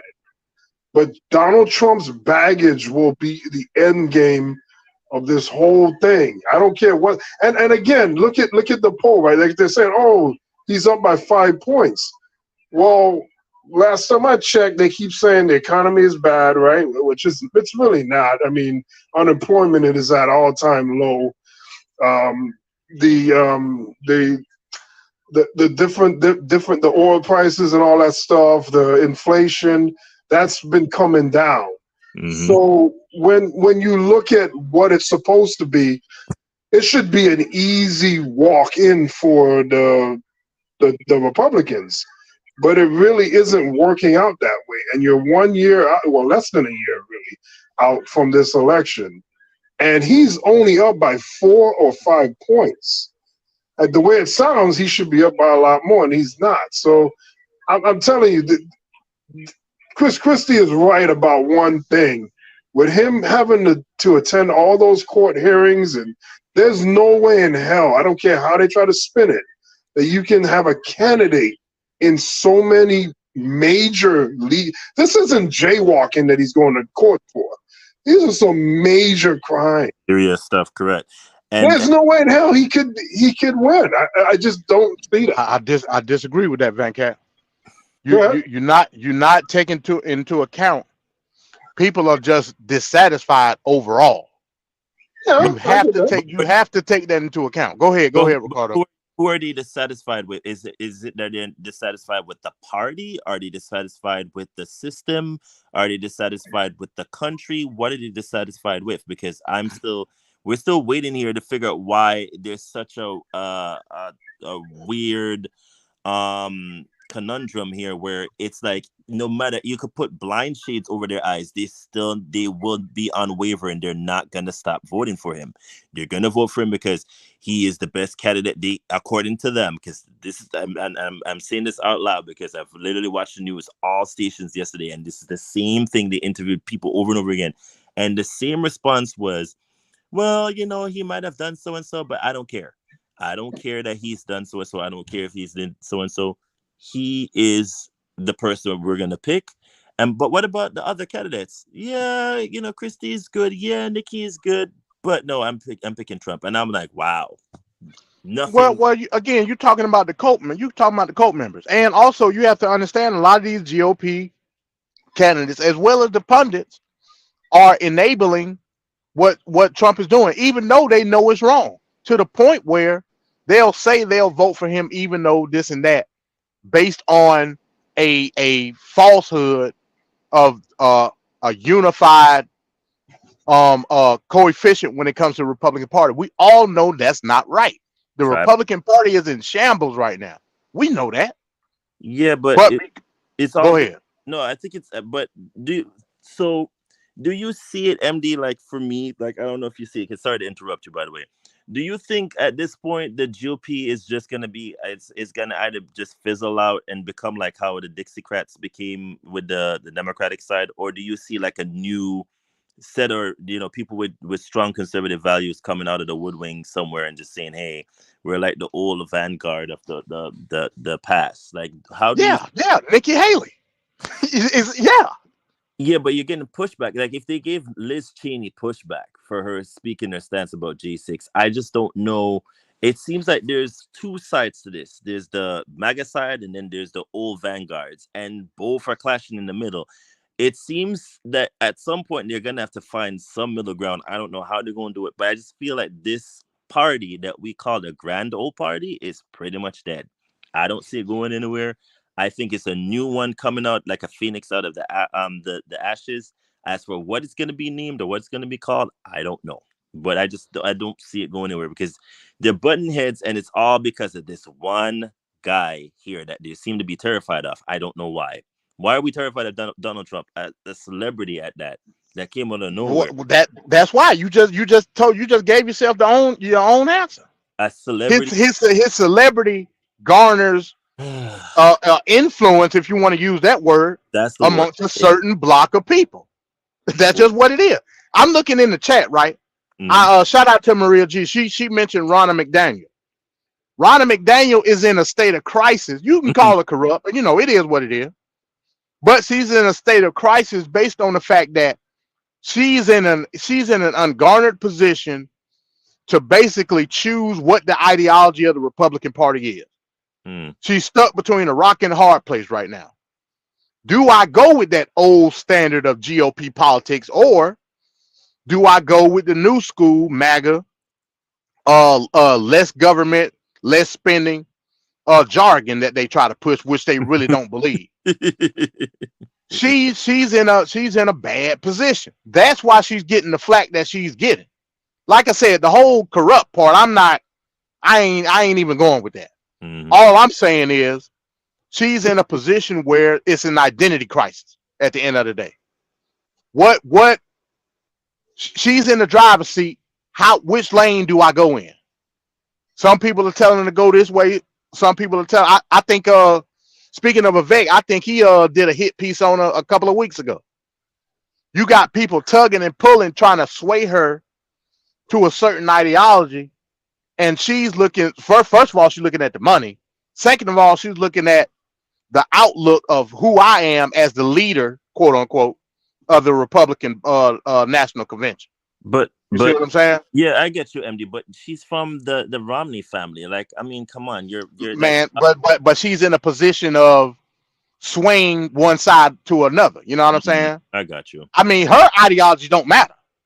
That's not her job. Her job is to conform to the ideals of what the best fit for the RNC is. That's why both sides are hitting at her. You know what I'm saying? Yeah. Ultimately, I think they're gonna oust her. That's me personally. I mean, there's no other way, because if you're not going to align with what they want, they're going to find somebody to kick. We've seen it when they kick out Cheney and the rest of them. It's not going to work. So she's in a tough stance. But then again, you signed up for the job, so this is where you're at. You're going to have to do the job. So RNC wise, I don't know. Again, I still struggle to find where the common ground goes from here on out. If you know who gets selected. The thing, I think the Achilles heel that we're not talking about here with Trump is that we're forgetting that he does not want to go to jail. So what is it that you feel he's going to give up to not go in, to be in that precarious position? Because again, he's afraid to go to jail. You might not say it out loud, but from what we've gathered from everyone that's around him in his inner circle, he does not want to go to jail. So he has to come up with... He's going to get that ass tag. That's what. Somebody will tag that ass. And it really don't matter what he wants at this point. Ass is gonna get tagged. So what do you think the compromise will be? Do you think they will come to him and say, listen, in order for you not to go to jail, then pull out of the presidential race, and then you go, this is how we're gonna do it? Or... Yeah, because that shows corruption. Like, no, they ain't gonna do that. They're gonna unmercifully prosecute Donald Trump. Pretty much. Unmercifully. It don't matter if he even he could drop out himself. They're gonna prosecute Donald Trump. Yep. Period. Facts. Because then for you to say that is for you to openly say that there's a window of corruption in the Democratic Party. Of you course, know what I'm saying? We would be oblivious not to think that. And if that's the case, all hell is gonna break loose on the Republican side. They're gonna attack that for the next 20 years. So for them to give, yeah, pretty much. I mean, if for them to give him an out like that, man, MAGA eat that up. They'll eat that up. So at this point, you at the point of no return. There's no remorse at all. You got to go full head of steam straight toward Trump, to the gallows, pretty much. Yeah. All right, so we're gonna go into some lame duck session right now. So let's see you on the other end of the lame duck session. Ladies and gentlemen, we got him. You're trying your best, but it never feels like enough.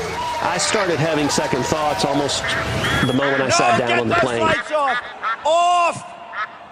Turn them off. They're too bright. Turn them off. Turn them off. Let's go. Ready? Turn. We go back a long way.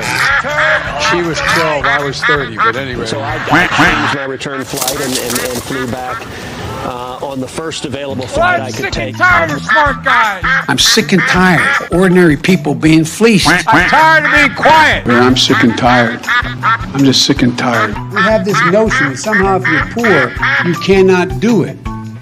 Poor kids are just as bright and just as talented as white kids.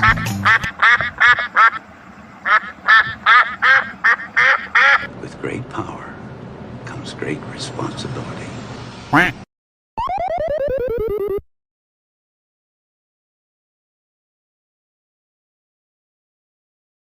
Tonight, the Texas Attorney General is asking the state Supreme Court to stop a woman from getting an abortion.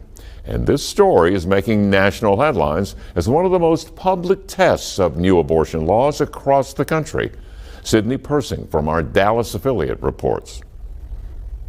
In a court hearing held over Zoom and watched across the country, I am going to grant the temporary restraining order. A judge granted a Dallas woman's request for an emergency abortion. The plaintiff, Kate Cox, is a 20 weeks pregnant mother of 2. Her case capturing national attention after doctors confirmed her fetus has a fatal diagnosis. But under Texas law, Kate Cox can only have an abortion if her own life is in danger. Thursday, attorneys for the state argued she's not yet proved it is. The plaintiffs have not shown that they will suffer an immediate and irreparable injury. But the judge ultimately sided with Cox, whose attorneys argued carrying her baby to term could harm her and her chances of having another child. The state attempts to second-guess Ms. Cox's physicians and say that she is still not sick enough. They have moved the goalposts once again. Now a patient must be about to die before a doctor can rely on the exception. It did not take Texas Attorney General Ken Paxton long to respond. In a letter, he threatened doctors who perform her abortion could still face civil and criminal charges despite the judge's ruling. And in a statement, anti-abortion group Texas Right to Life accused the Center for Reproductive Rights, which represents Cox, as using this lawsuit as a gateway to allow babies to be aborted for any reason, not just when the mother's life is threatened. I asked my doctor, best case, how much time she thinks we would have with her. And she said, could be an hour, could be a week, but that we needed to prepare ourselves to be placing this baby onto hospice. Cox said she is overwhelmed, still grieving the loss of the pregnancy. She believes she can now end. I'm a Texan. I love Texas. I'm raising my children here. I was raised here. I want to be able to get access to the medical care that I need and my daughter to have it as well. Her lawsuit, by the way, is separate from the suit filed by 20 women who say Texas's abortion ban put their lives in danger. That suit sits before the state Supreme Court. Now this. Today, a Texas judge made a historic ruling allowing a Dallas mother to get an abortion because the fetus is not viable. It is an unprecedented challenge to the state's restrictive abortion law. Attorney General Ken Paxton quickly fired back. Yeah, in a letter, his office today said the temporary restraining order from the judge does not protect the mother or anyone involved in the abortion from serious legal repercussions. Sherman Chow, reviewing the court order, has more on this controversy tonight. Sherman. Yeah, Len and Mia, today's temporary restraining order will last for 2 weeks. That is plenty of time for Kate and Justin Cox to get the abortion, apparently at a Houston hospital. The big question is if the couple, their doctor, and hospital are at any legal risk. They don't care whether people live or die as long as they are forced to give birth. Attorneys for the Center for Reproductive Rights did not hold back. They're representing Kate and Justin Cox and their OBGYN, winning a temporary restraining order today, allowing Kate to get an abortion. Her doctors say the 20-week pregnancy threatens the mother's health and the baby is not viable. Neither, though, is an exception to Texas's current abortion ban at 6 weeks of pregnancy. Texas law does not allow for you to go ahead and cause the death of a child because they may die later. Texas Attorney General Ken Paxton fired back, saying while this TRO stops his office and the state from legal actions, county and district attorneys could act. But KHOU legal analyst Carmen Rowe disagrees. Prosecutions under this order would not be permitted. Whether you are state or county official, that means you. Right. Private citizens could still sue civilly as allowed by Texas law. So is Cox at risk? I don't think this order covers those individuals. And so, yes, she may be exposed to civil liability. Paxton emailed his warning to 3 major Houston hospitals where he believes the abortion could be performed. The Cox's OBGYN has privileges at these facilities, but Paxton's public statements could have him in trouble. Could argue that he's in violation of the temporary restraining order by encouraging others to prosecute. Does that include private citizens too? I think that he could be in violation of the order, of the temporary restraining order, by encouraging anyone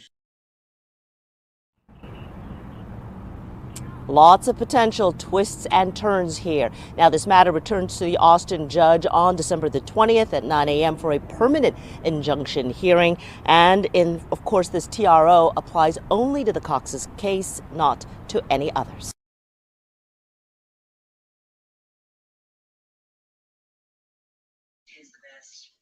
Okay, there he is. Put the spotlight on him.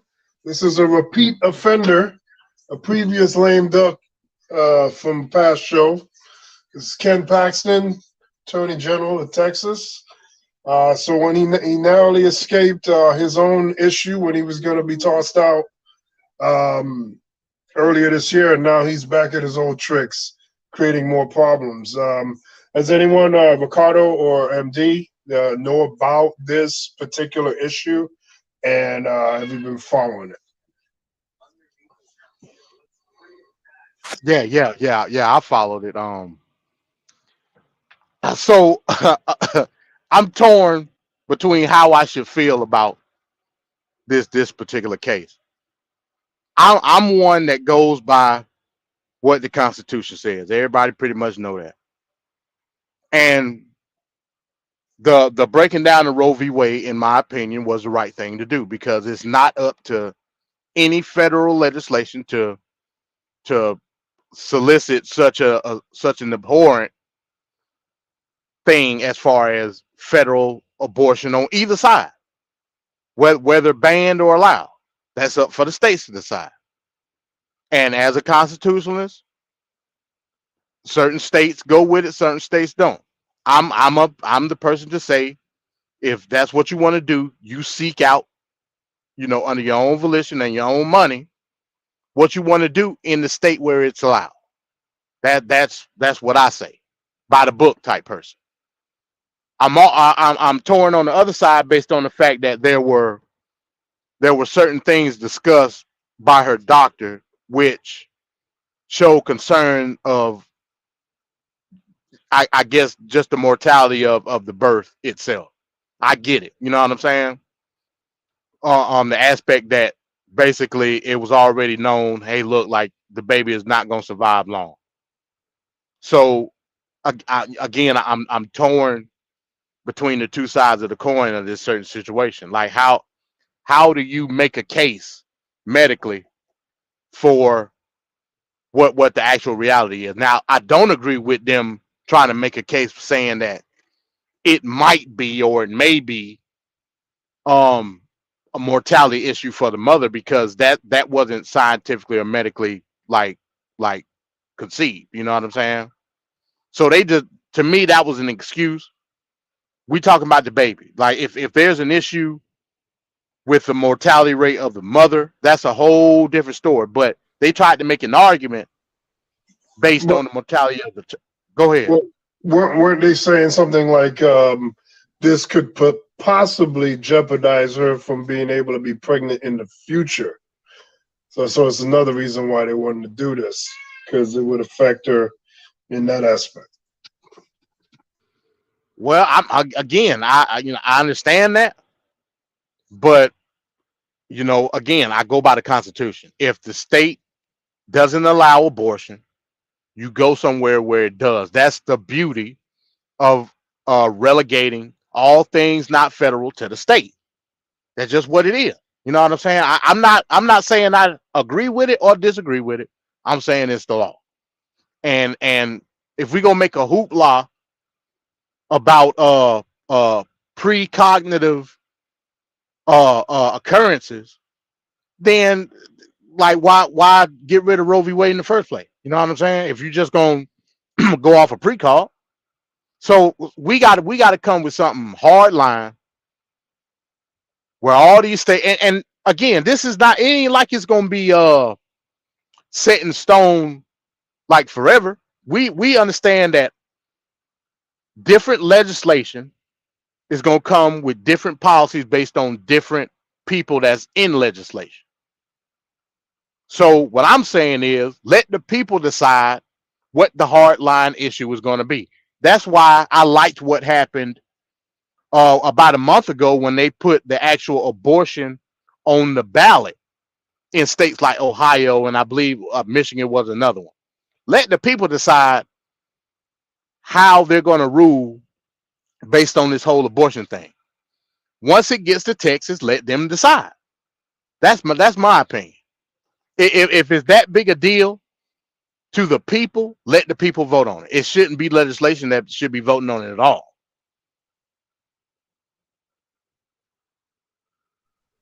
I hear you. I hear you. Ricardo, what's your thoughts on this situation? Where, yeah, go ahead. I was gonna say it's I've heard about the case, but it's one of them cases where I feel like again it's gonna be up to the state to make that decision in terms of this abortion thing. Again, I agree with MD's stance, because why get rid of Roe v. Wade to then have this become an issue where it's like it's defeating the purpose of why you got rid of it to begin with. If it's either going to take a stance, you're not going to take a stance. So it's really what a catch-22 I feel like they're in, the state of Texas and the rest of them that decide to take this on. But it is a state legislation ruling that has to take place. It can't be the federal government. They already made their stance. They already told you what they what they're going for. There's no more Roe versus Wade. So in this particular juncture that we're in, if it's harmful for her to carry this baby and the doctors rule in her favor, what is the issue at this particular point? Rule for the best interest of her. Going. It's a tough stance because I'm against abortion, but if it's gonna end up or wind up harming her in the end, it's up to the state to make a decision. It's not for us to then go by and then, because the court of public opinion is always going to be there. It's one of them things that came about when Roe versus Wade was dismantled a while back. So now it's up to the state. Let the state legislation do what they need to do, and if it needs to escalate again to the Supreme Court, then by all means let it go from there. But this is a state issue. Let them figure it out. Hey, Ricardo's MD. So to me, it feels like political theater. It feels like, why the hell do I need a woman or whatever, a family, to upheave and go all the way over county lines to God knows how far, because you could have another state nearby that's also on the same stance. So you got to go all this uproot to appease people around me that are not me, because they have a viewpoint that has nothing to do with me.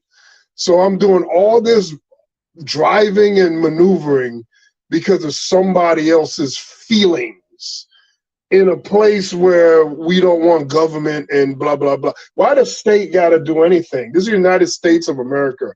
So we're going to have this person that's already in a bad enough state as is when they're battling mentally and physically with the idea that they're going to have to go lose their child because of a very varied reasons. It could be the health of the mother, it could be the health of the child, it could be all these reasons. And now we're going to have them go through this theatrical performance of doing this driving or flying to some other state so that it can make some Bible thumping nut job feel good that they inconvenienced a person that they consider a hoe. And that's what it seemed like at the bottom line. This is a bunch of nonsense for no reason.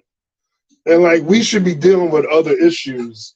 I don't understand. If they're good enough to go all the way across county lines, why do we need to have people go through all that hassle?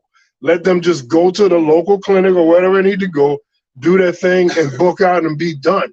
Why are we so heavily involved in other people's lives to this extent? So to me, it's just a bunch of theatrical nonsense to appease somebody and making them feel good and inconveniencing another. Just me. I agree with you. Hey, at the end of the day, I believe in freedom. Hell, you should be able to have as many abortions as you want. You know what I mean? But in reality, we understand what policies are when it comes to individuals. And whether you like it or not, some conservative people believe that fetus to be an individual. And when you look at it from that aspect, we're looking at how are we garnering guardianship based on the mortality of the mother versus mortality of that child. And like I said, I'm torn. I told it straight up, I'm torn. If it's just an issue of just outright abortion, if the states don't allow it, the states don't allow it based on my knowledge of the Constitution. I can only go off of that. I can't go off of nothing else. My emotion, it's to the point where I have to take my emotions out of it and understand the reality of what mob rule or democracy says about one particular state or another. That's why I brought up Ohio and them putting abortion on the ballot, because ultimately it's the people that should be deciding this. Now, if I'm not mistaken, when the whole Roe v. Wade thing went down, all of these states, including my state, Georgia, immediately went to, their prospective governors immediately went to sign legislation about abortion from a conservative aspect. I'm not saying that I agree with it. I'm saying that it's going to have to come a time where each individual state has to have the right for something that delicate to be brought amongst the people, not the people voting in the legislation that's going to vote on it. That's a people issue, hands down. And it should be voted on the people. If the people in Texas decide that that's the route they want to go, so be it. I can't say nothing else. I'm gonna go on a limb though and say, MD, that you're gonna see this escalate right back to the Supreme Court again. And basically what you just said, where it was like, why bother to get rid of Roe v. Wade if you're gonna end up going back into the same circle that you were trying to avoid? This is what happens when you play stupid games and you win stupid prizes. It was there for years, no one troubled it, but then they came in and they were like, oh, it's a fundamental right that, which I'm not against. If you're gonna say, by all means, such and such, and this is what you put the valid point across. Now you're gonna have individually every state having an issue. It is a state right. It's something that the states should be they should be legislating. But the problem is the states are all gonna come across or get into a roadblock where they're not gonna be able to, make the final decision. And this is where I feel like it's going to end up back in the Supreme Court. So what do they do then when that occurs? Do they then say, oh, we were wrong this whole time? Or do we set a new precedent where it's like, okay, then we put some kind of legislation, forward, or a new bill in force where it then delegates how a woman should utilize her body, or, not kill the fetus, or if the fetus is at a certain weeks or what. I don't know how they will do it. That's why they have lawyers. I don't know how they will do it, but it defeats the purpose of why they got rid of Roe v. Wade to then end up in this conundrum where they're now confused or unsure how to delegate. This is a state right. You wanted it to be state right. It's now in your hands. Deal with it, and if you can't deal with it, then Supreme Court now needs to come up with a new legislation that will then govern for the entire nation, because we're going to face this obstacle. Any way you look at it, it's going to end back straight back at the Supreme Court's desk. Well, I disagree on the notion that the legislation, again, it's not up to the legislation, it's up to the people. Now, you can make an argument to say that the people voted for these particular legislatures to make that appointment, but we saw last month that these states didn't put it in the hands of the legislature. They put it in the hands of the people. And in Ohio in particular, they decided that you should be able to get an abortion whenever you want to. So you can't say that it's a legal matter, because it's not. It's not a legal issue at all. It's what the people want. And democracy, in layman's terms, mob rule. Mob rule said you should be able to have an abortion. In the state of Texas, they haven't had that put on no ballot yet. Remember, a lot of these southern states, as soon as Roe v. Wade went down, they immediately signed bills into law based on ideology to make abortion illegal.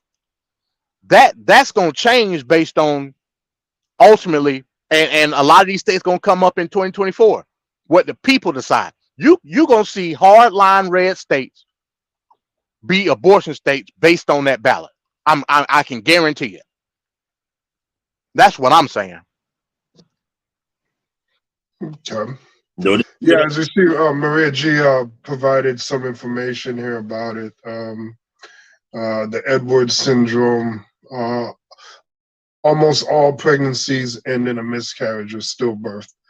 So we have a woman that's in this situation, and she's looking around like, "Oh my God, I can't do it because the state is telling her what to do with her body." I just find it just like bizarrely wrong. There's no justification for this at all. This is a clown show to appease clowns, and in the process, we're wasting a lot of time, a lot of valuable time, and some women are in worse situations where their life is in dire desperation and can die. And the back and forth and all this nonsense with the courts, during that process, you could damn near die waiting for whatever it's going to be, and it shouldn't come down to that. Some stuff in life can be hard. These things are not hard. This is not a hard thing. This is very much not a hard thing. So, hey, Vank, real quick. Yeah, go ahead. Oh no, I'm sorry. Finish your thought. My bad. No, it just bothers me when we hear all these people that don't want government to tell them what to do. They don't want this. They don't want that. I've been hearing that all my life, but yet, like, this is what they're rocking with. I just don't get it. I could never put that together in my brain. Go ahead. All right. I was gonna say real quick. Let's legalize this thing real quick.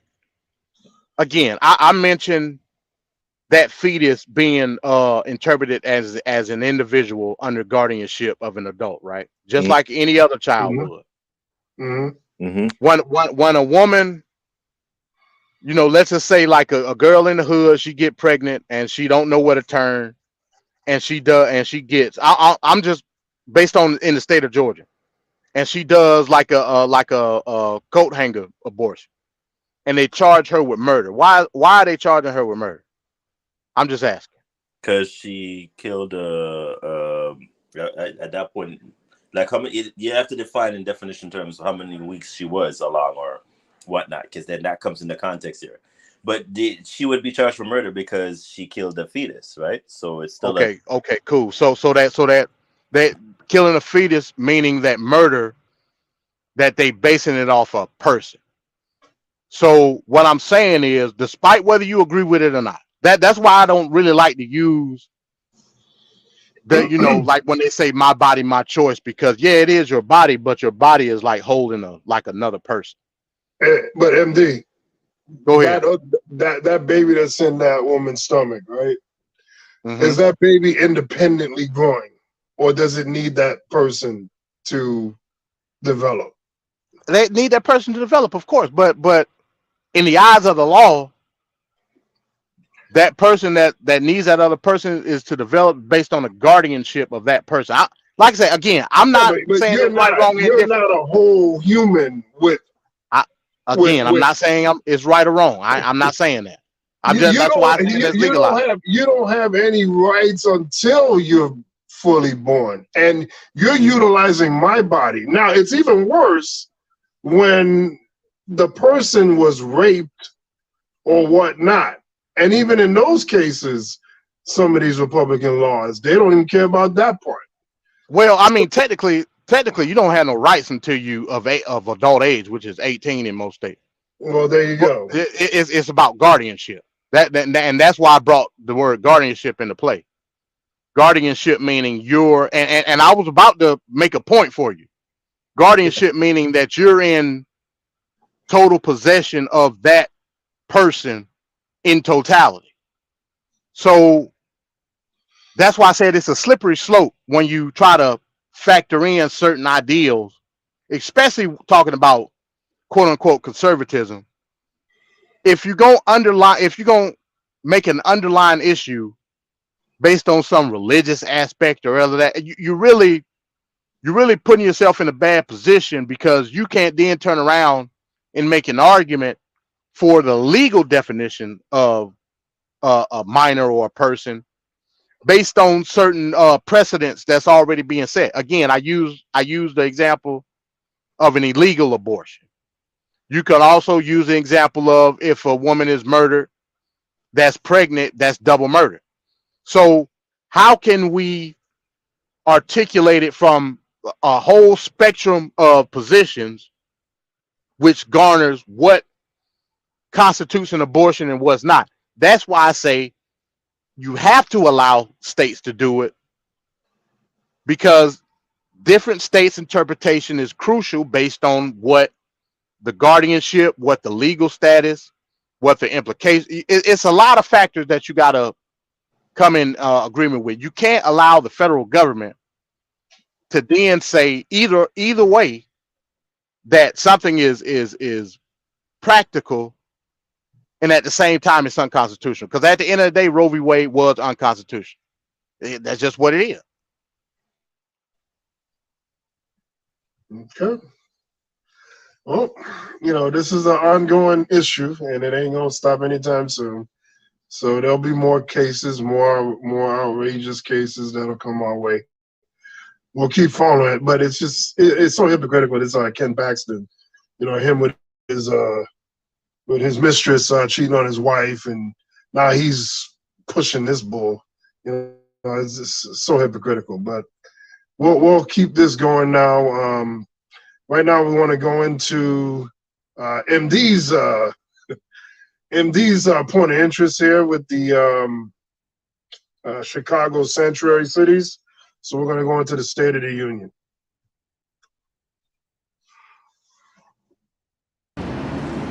As more buses carrying migrants arrive every day, Chicago's designation as a sanctuary city is waning among likely voters, according to a new poll conducted by M3 Strategies. A majority of Chicagoans prefer to end sanctuary city versus keep it. Pollster Matt Podorski says 46% of those polled said no more sanctuary city, 39% said Chicago should remain one, and 14% were unsure. Chicago residents were polled all over the city. It was 600 plus likely voters. The method was SMS to web, so all text message and web-based surveys.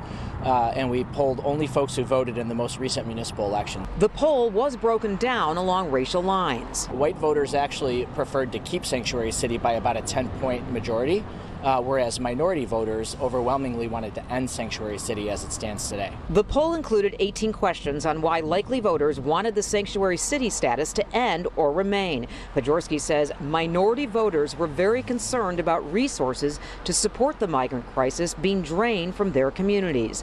It was Mayor Harold Washington in 1985 who issued an executive order designating Chicago as a sanctuary city.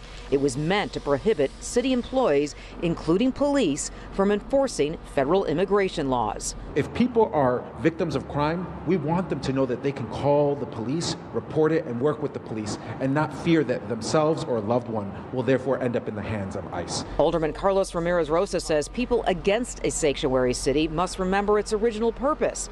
As for minority voters, including Latinos, Ramirez-Rosa says the poll should have asked the questions differently. We should poll people accurately, and the question should be, should no one in the city of Chicago be afraid to call 911? The poll results should bolster a move by two aldermen who recently introduced a resolution to place a referendum on the March ballot to ask voters if Chicago should remain a sanctuary city. The buses carrying migrants keep coming, and so does the criticism. Because this is failure. At a tense city council meeting devoted to the crisis, some of Mayor Brandon Johnson's allies, including Immigration Committee Chair Alderman Andre Vasquez, voiced concerns over the administration's plan to build base camps by a controversial contractor. I am saddened by the possibility that we are on the precipice of this administration moving forward with building military-grade tent base camps in our great city. Other Johnson allies are frustrated with the resources spent on migrants over black residents. I've been upset because we are being made to choose one set of people over the other, and it's wrong. The meeting was interrupted several times by some angry residents with the same complaints. The frustration over the crisis and its response was echoed by volunteers who say they have not received a dime from the city. Private citizens like ourselves have paid out of pocket for things like food, medicine, diapers, formula. And migrant health care needs are costing money. Last week, the city says there were 353 ambulance calls from police stations, shelters, and airports. UIC medical student Sarah Esguerdo helped start the Migrant Mobile Response Team. She and other volunteers provide free health care to migrants at police stations. We are seeing children who have been cut up by the barbed wire in rivers, sloppily stitched up in Texas, put on a bus by Texas, and then dropped off and deposited into Chicago police stations. Committee Chair Alderman Andre Vasquez says at some point the council or the mayor will probably have to call a full special city council meeting on the migrant crisis. But Vasquez says he wants to make sure the meeting will have some substance and it won't turn into a circus.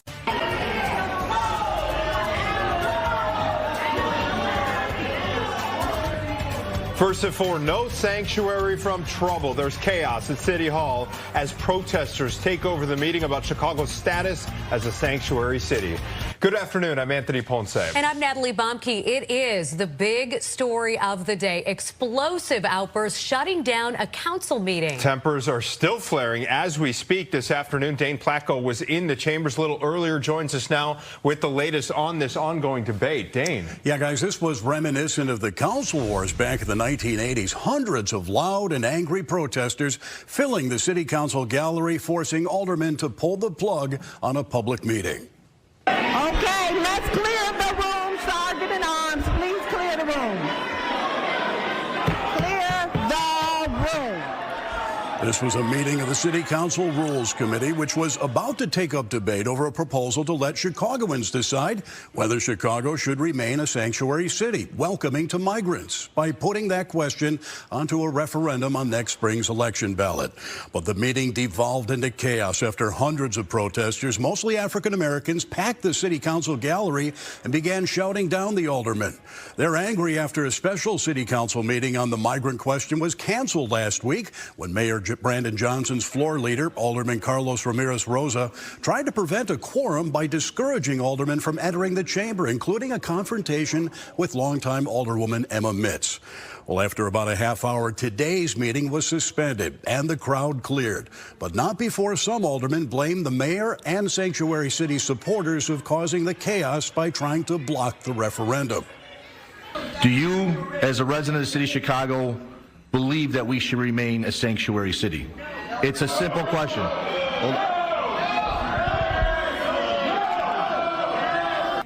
That's why you're seeing the chaos in this city, because you're trying to silence a voice of certain people that just want to be heard.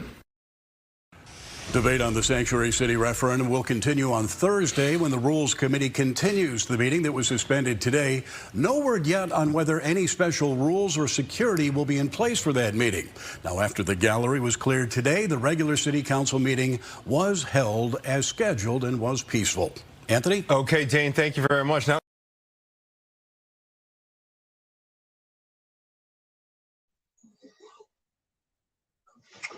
okay. MD, what do you think about the report there that we just saw on Chicago sanctuary cities? Man, you sure you want to go to me first, man? You start with Ricardo, man, because I'm gonna go in. Start with Ricardo. Okay, Ricardo, what's your viewpoint on the sanctuary city, Chicago? So, in terms of the argument that we're seeing here with the sanctuary cities, it's I can't fault or blame these people for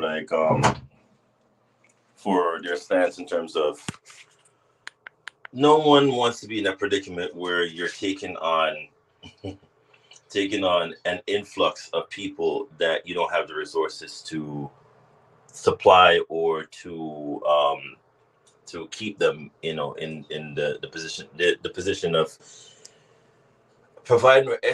I'm trying to come up with the proper way to be like very. It's a tough stance to be in. Because the resources of the city of Chicago, it can't handle the influx of these people coming in. As a sanctuary city, it just won't work. You have violence that's escalating in Chicago, which we've seen.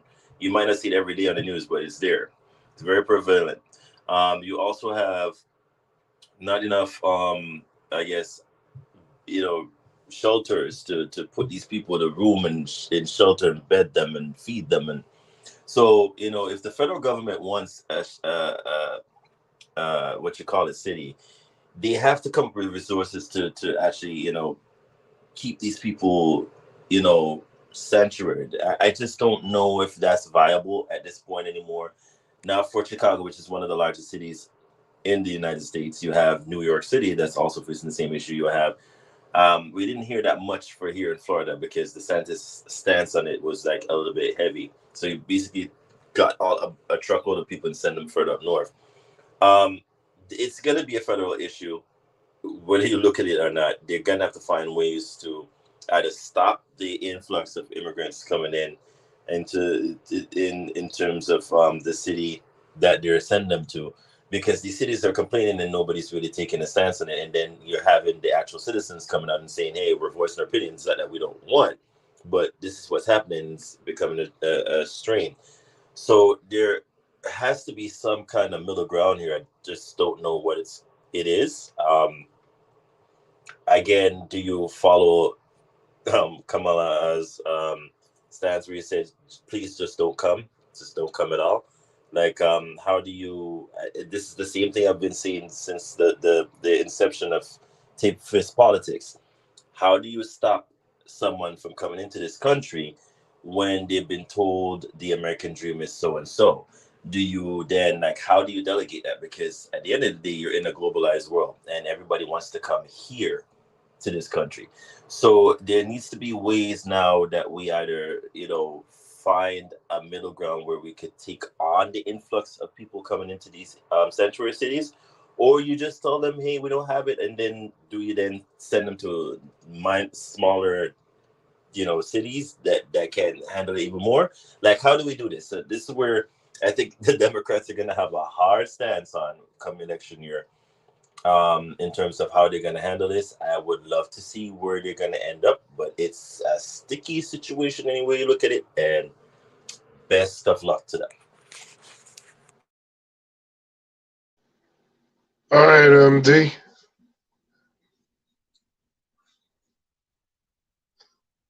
MD?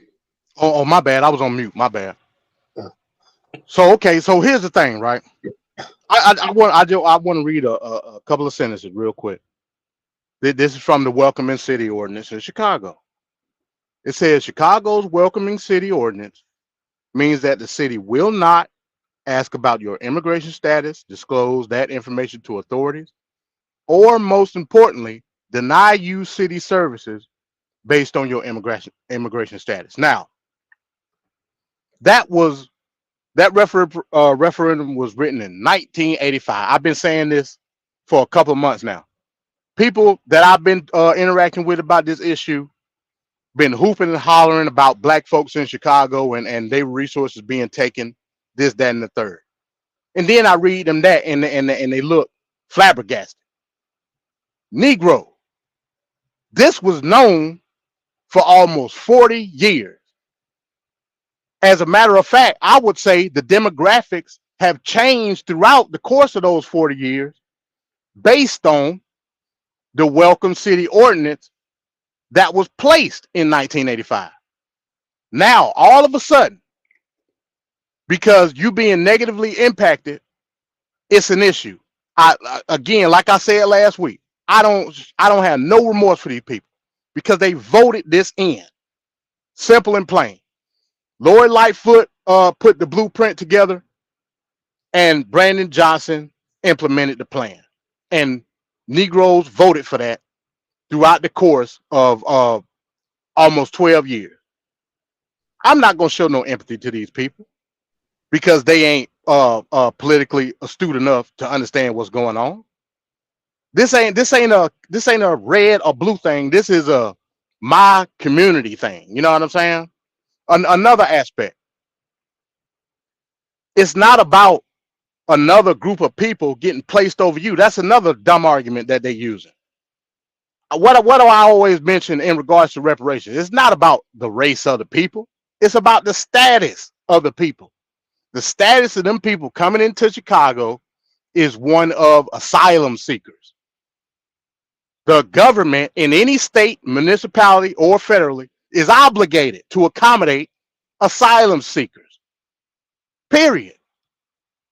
You've allowed a situation where your city, based on the welcoming city ordinance, has put them in a position where the accommodation has taken top priority over you. That's your fault. It ain't about who they are. It's about the status that they claim. And Negroes just simply don't understand that. Everything in this country is, when in regards to citizenship or reality of the land, is all based on status. People don't understand that. And this is a prime example of status taking top priority over your black ass, because black is simply not accommodable. Period. That's, at least that's what it say in the Constitution. You can agree with it or disagree with it. Until you realize a status and realize that resources go to status and not race, you ain't gonna never get ahead. So you're gonna keep going to the city council meeting, yelling and shouting and screaming based on something that you don't even understand. That's where I'm at with these people. I don't care what's going on. You chose it. You did it to yourself. Period. You've known about this since the first black mayor in 1985. The first black mayor. And you've been voting black ever since because of your race, not because of your reality. And now your ass is in the wind and you don't know what to do, to the point where now you calling on Trump to come and help, knowing damn well come 2024 Chicago is just going to be as deep blue as it always been. Ain't nothing going to change. Y'all talking out the side of y'all neck at the end of the day. This is why black people don't take people don't look at black folks as taking politics serious, because of stuff like this. You don't understand what's going on. I'm not trying to say or sway you to another party. That's not the issue. The issue is what benefits me collectively, if that's how you want to look at it, in regards to where resources get put into place. And resources cannot be put into place based on being black. And that's what you're trying to make it. Trust and believe Brandon Johnson understand that, because Brandon Johnson's pockets getting lined because of this. He understands it, but you don't. So you're going to come to the meeting and get kicked out of the meeting every other couple of weeks. And it's going to continue to happen come 2024. You're going to vote Biden just like you always done.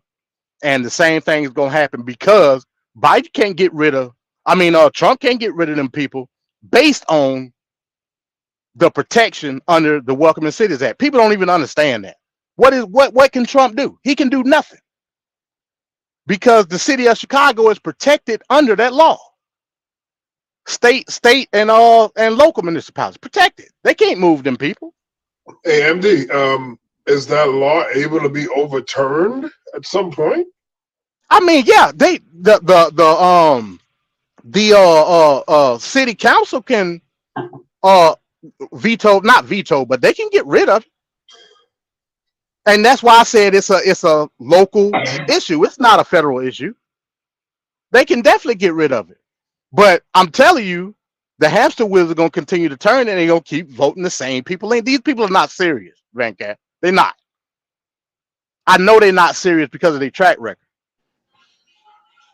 Well, the thing that trips me out, okay, this is Chicago. Chicago has deep issues with gang violence and all kinds of big problems. Well, that's okay. Keep Negroes keep shooting each other, but don't allow the Venezuelans to sleep on your doorstep.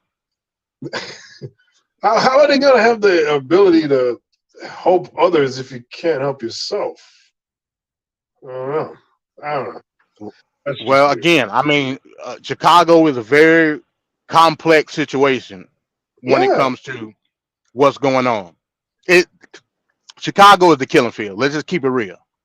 Right. It's the killing field. But I'm not even going to use that argument. I'm just simply saying you're making it an issue of a certain group of people versus another group of people. It's not that issue. That's not the issue. The issue is legislation getting put into place based on the status of a people and those people rights being protected. It's nothing about resources. It's nothing about allocations. It's not about that. The priority based on the referendum says that these people are allowed certain amenities based on priority of a migrant status. That's it. That ain't never changed. But because now it's hurting you directly, now it's an issue. But are you the least bit surprised by it, MD? I mean, of course it's gonna hurt them because it's a strain. It's one of them things that I don't think they anticipated happening, but here you are, you're in the thick of things, so it's gonna be a problem. I just, again, I understand your stance in terms of, they should have been aware, or there should have been people saying, hey, this has been in place from God knows how long. Like, it's not going to be something you're going to be able to get rid of overnight. But Ricardo, I got to stop you right there. It was a person that was saying that. They didn't vote for him. That's what I'm telling you. Of course they're not going to vote for him. I mean, come on, MD. There was in the Chicago mayoral race, there was a person by the name of Paul Vallis. He was saying the very exact thing you just said. Mm-hmm. But they chose to vote for Brandon Johnson, who ran on one of his top campaign slogans was pushing Sanctuary City, finishing what Lloyd Lightfoot had started. So maybe they voted for it. Maybe he thought of like the funds, because at the time they're not thinking about how gigantic this was going to become when it comes to like the influx of people. So maybe he was thinking along the lines of, or the voters were thinking along the lines of, hey, it's going to bring in capital into our, our city. So therefore, why should it be a problem now? Now they're in the thick of things now. It's like, oh wait, no.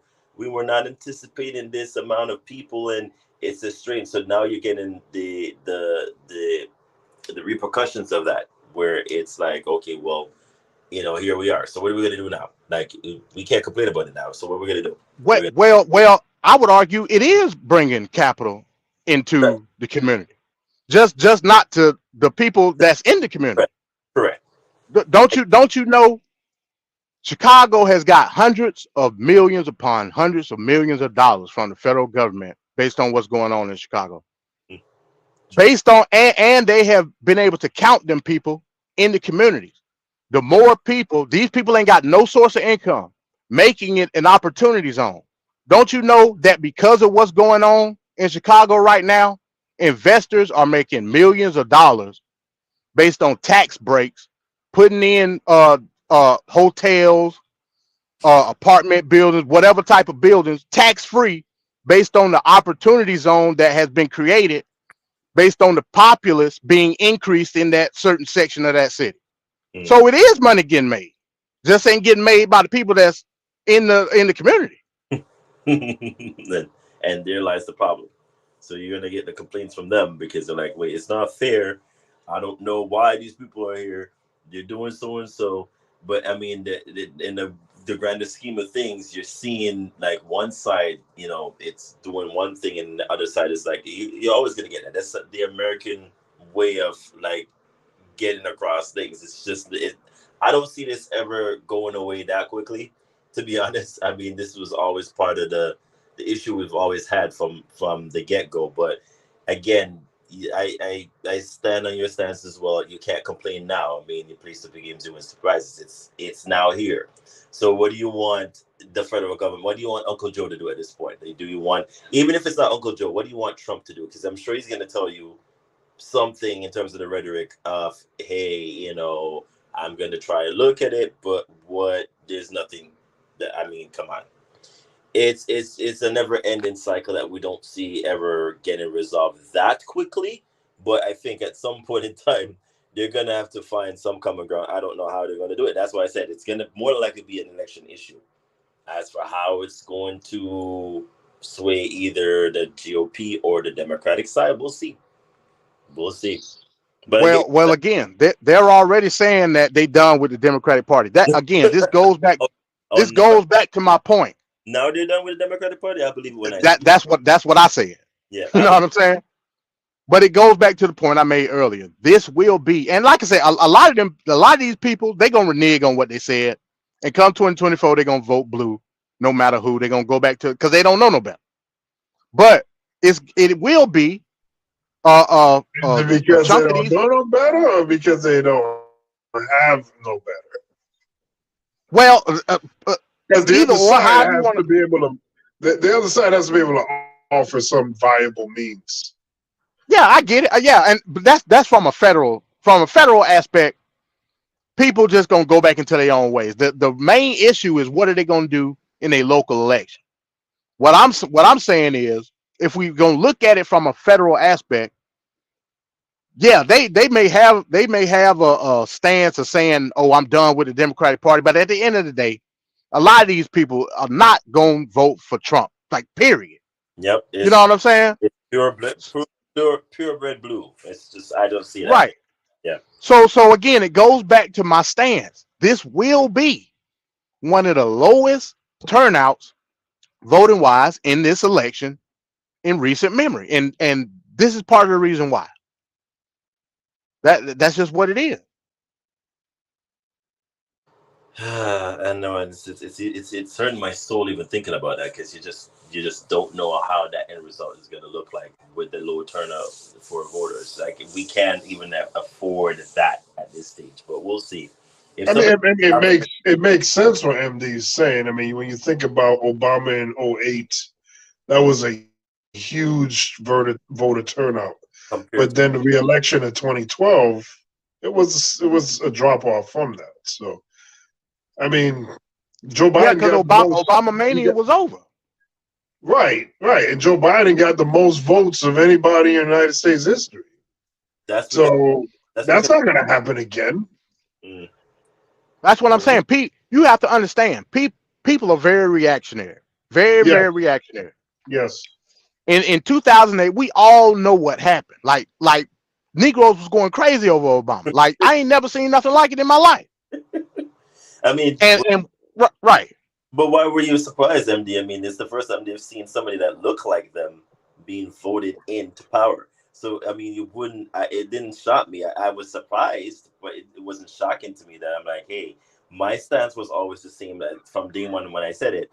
I was like, hopefully they don't end up being in such a way where they're thinking he's going to do so much like solve everybody's issues overnight. That's not how that works. And I had that expectation from day one, and I said it, and most people now curse him out, and I'm like, I said it from day one. He's not going to be able to come in and save all the, get every black person's priority vote context solved. That's not how that works. Politics is very, very delicate. It's not something that he could do, and here we are now. So I mean, he's going to get most. It's a polarizing thing for him. But the voters, in terms of turnout wise, that again though, because that was a different era. You know what I mean, Venkat? Like, that was an era where we had we're getting into the usage of cell phones and using social media started, escalating from that point. So you wouldn't see that now. Like, now everybody's on social media. It's not a novelty anymore. It's more like, man, I could go on there and I could read a news, whether it be accurate or not. Hey, I know this is what happened, and I could hear it in real time. So it's not as definitive as it was before. So I don't think that, if you're galvanize voters, you need to get to the core of the issues. What is it that they want? How are you going to be able to help them? Once upon a time, it used to be gas was too high. How are you going to help lower the gas? Not once upon a time, it used to be like, my student loans is too high. How are you going to get rid of student loans? So there's like certain things and certain demographic of people who want certain things. You got to go to the core of them, get to them, and then you'll be able to get a vote. But I'm as pessimistic as MD. I just don't see a large turnout unless it's detrimental, where it's gonna create a scare tactic where it was like, oh, you're gonna get rid of Roe v. Wade, so you gotta vote for Biden. There's no other choice. That's where Biden ended up with the votes, because we knew how detrimental it was voting back Trump in. So people went out and voted. I don't know if it's gonna be the same case here with 2024. I could only hope, but I doubt it. I don't see it either. Yeah, I agree with that. Like I said, in 2020 was everybody just wanted to get rid of Trump, but because of what Biden has done, or the lack of what he's done from a progressive aspect, people feel indifferent about it, and there's literally people are basically saying there's nobody to vote for president in 2024. That's what people are saying. You know what I mean? Like, the sentiment is the sentiment is like, damn if you do, damn if you don't. And from a federal level, they looking like the hell with it. And I don't blame them. Yeah. Now, theoretically speaking, when the electorate feels like that, the incumbent would have an advantage there. If you feel like the person in there isn't the greatest, the person challenging that person really isn't the greatest, they just stay with what you know. That would be the train of thought. The incumbent would usually just hold serve. We'll see.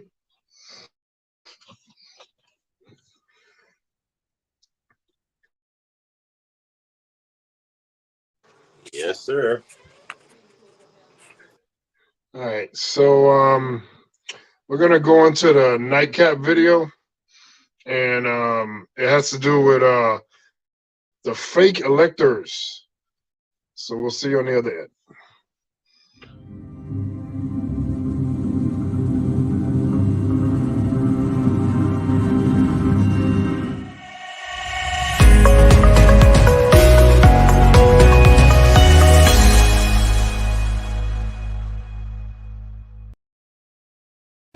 We are less than 24 hours away from an historic arraignment for the former president, now charged with his second set of federal crimes.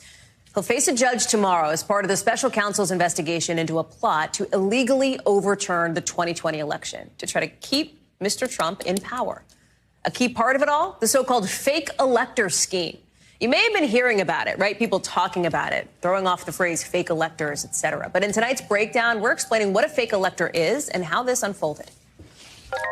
You probably know how a presidential election works. Voters in all 50 states head to the polls to choose who they want as president. If enough voters back a certain candidate, that candidate gets electoral college votes from that state. The winner needs 270. That's the magic number. Here's the road to 270. So that's what you see on TV. You typically don't see what happens next because it's usually a formality as members of the electoral college pick it up from there. Those members, called electors, are selected by state parties months before Election Day. After every presidential election in December, each state gathers together electors from whichever party won the popular vote in that state. Those folks meet and send an official certificate to the National Archives and to Congress. They look like these, and they basically say, okay, this is who gets our state's electoral college votes. It's pretty ceremonial. Except in 2020. That's when the former president and his allies got to work convincing loyalists in 7 states that they should back Republican electors in key battlegrounds won by the Democrat in the race, Joe Biden. The focus on Arizona, Georgia, Michigan, Nevada, Wisconsin, New Mexico, and Pennsylvania. Some of those so-called fake electors showed up at state capitals where the real electors were meeting. They even created phony certificates like the ones you see here. The goal, apparently, to send through this fake slate of electors to Congress, where the vice president presides over the official count. The thinking seemed to be that then VP Mike Pence could grant Mr. Trump the disputed electoral votes or send the issue back to the states, opening the door to keeping Mr. Trump in power. You probably know what happened next. Pence rejected the scheme, citing the Constitution. President Donald J. Trump! And Mr. Trump on the National Mall told his supporters the election was being stolen. It was not. We fight like hell, and if you don't fight like hell, you're not going to have a country anymore. Remember, by that time, most of Mr. Trump's election challenges had been thrown out in court, and his own attorney general had declared no evidence of widespread fraud. Some defenders of the former president have pointed to one historical example, they say, the 1960 presidential election. That's when the votes in the state of Hawaii were so close between John F. Kennedy and Richard Nixon, even a month after Election Day, that both slates of electors, the Democrats and Republicans, offered up their votes at the post-Election Day meeting. The big difference, as experts point out, the results in Hawaii were actually in question, something that was not the case in 2020.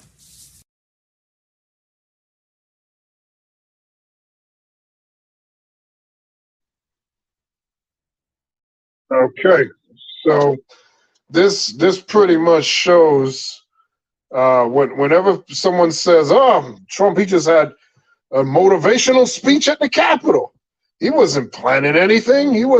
That just happened." Well, I think this is showing it was an orchestrated.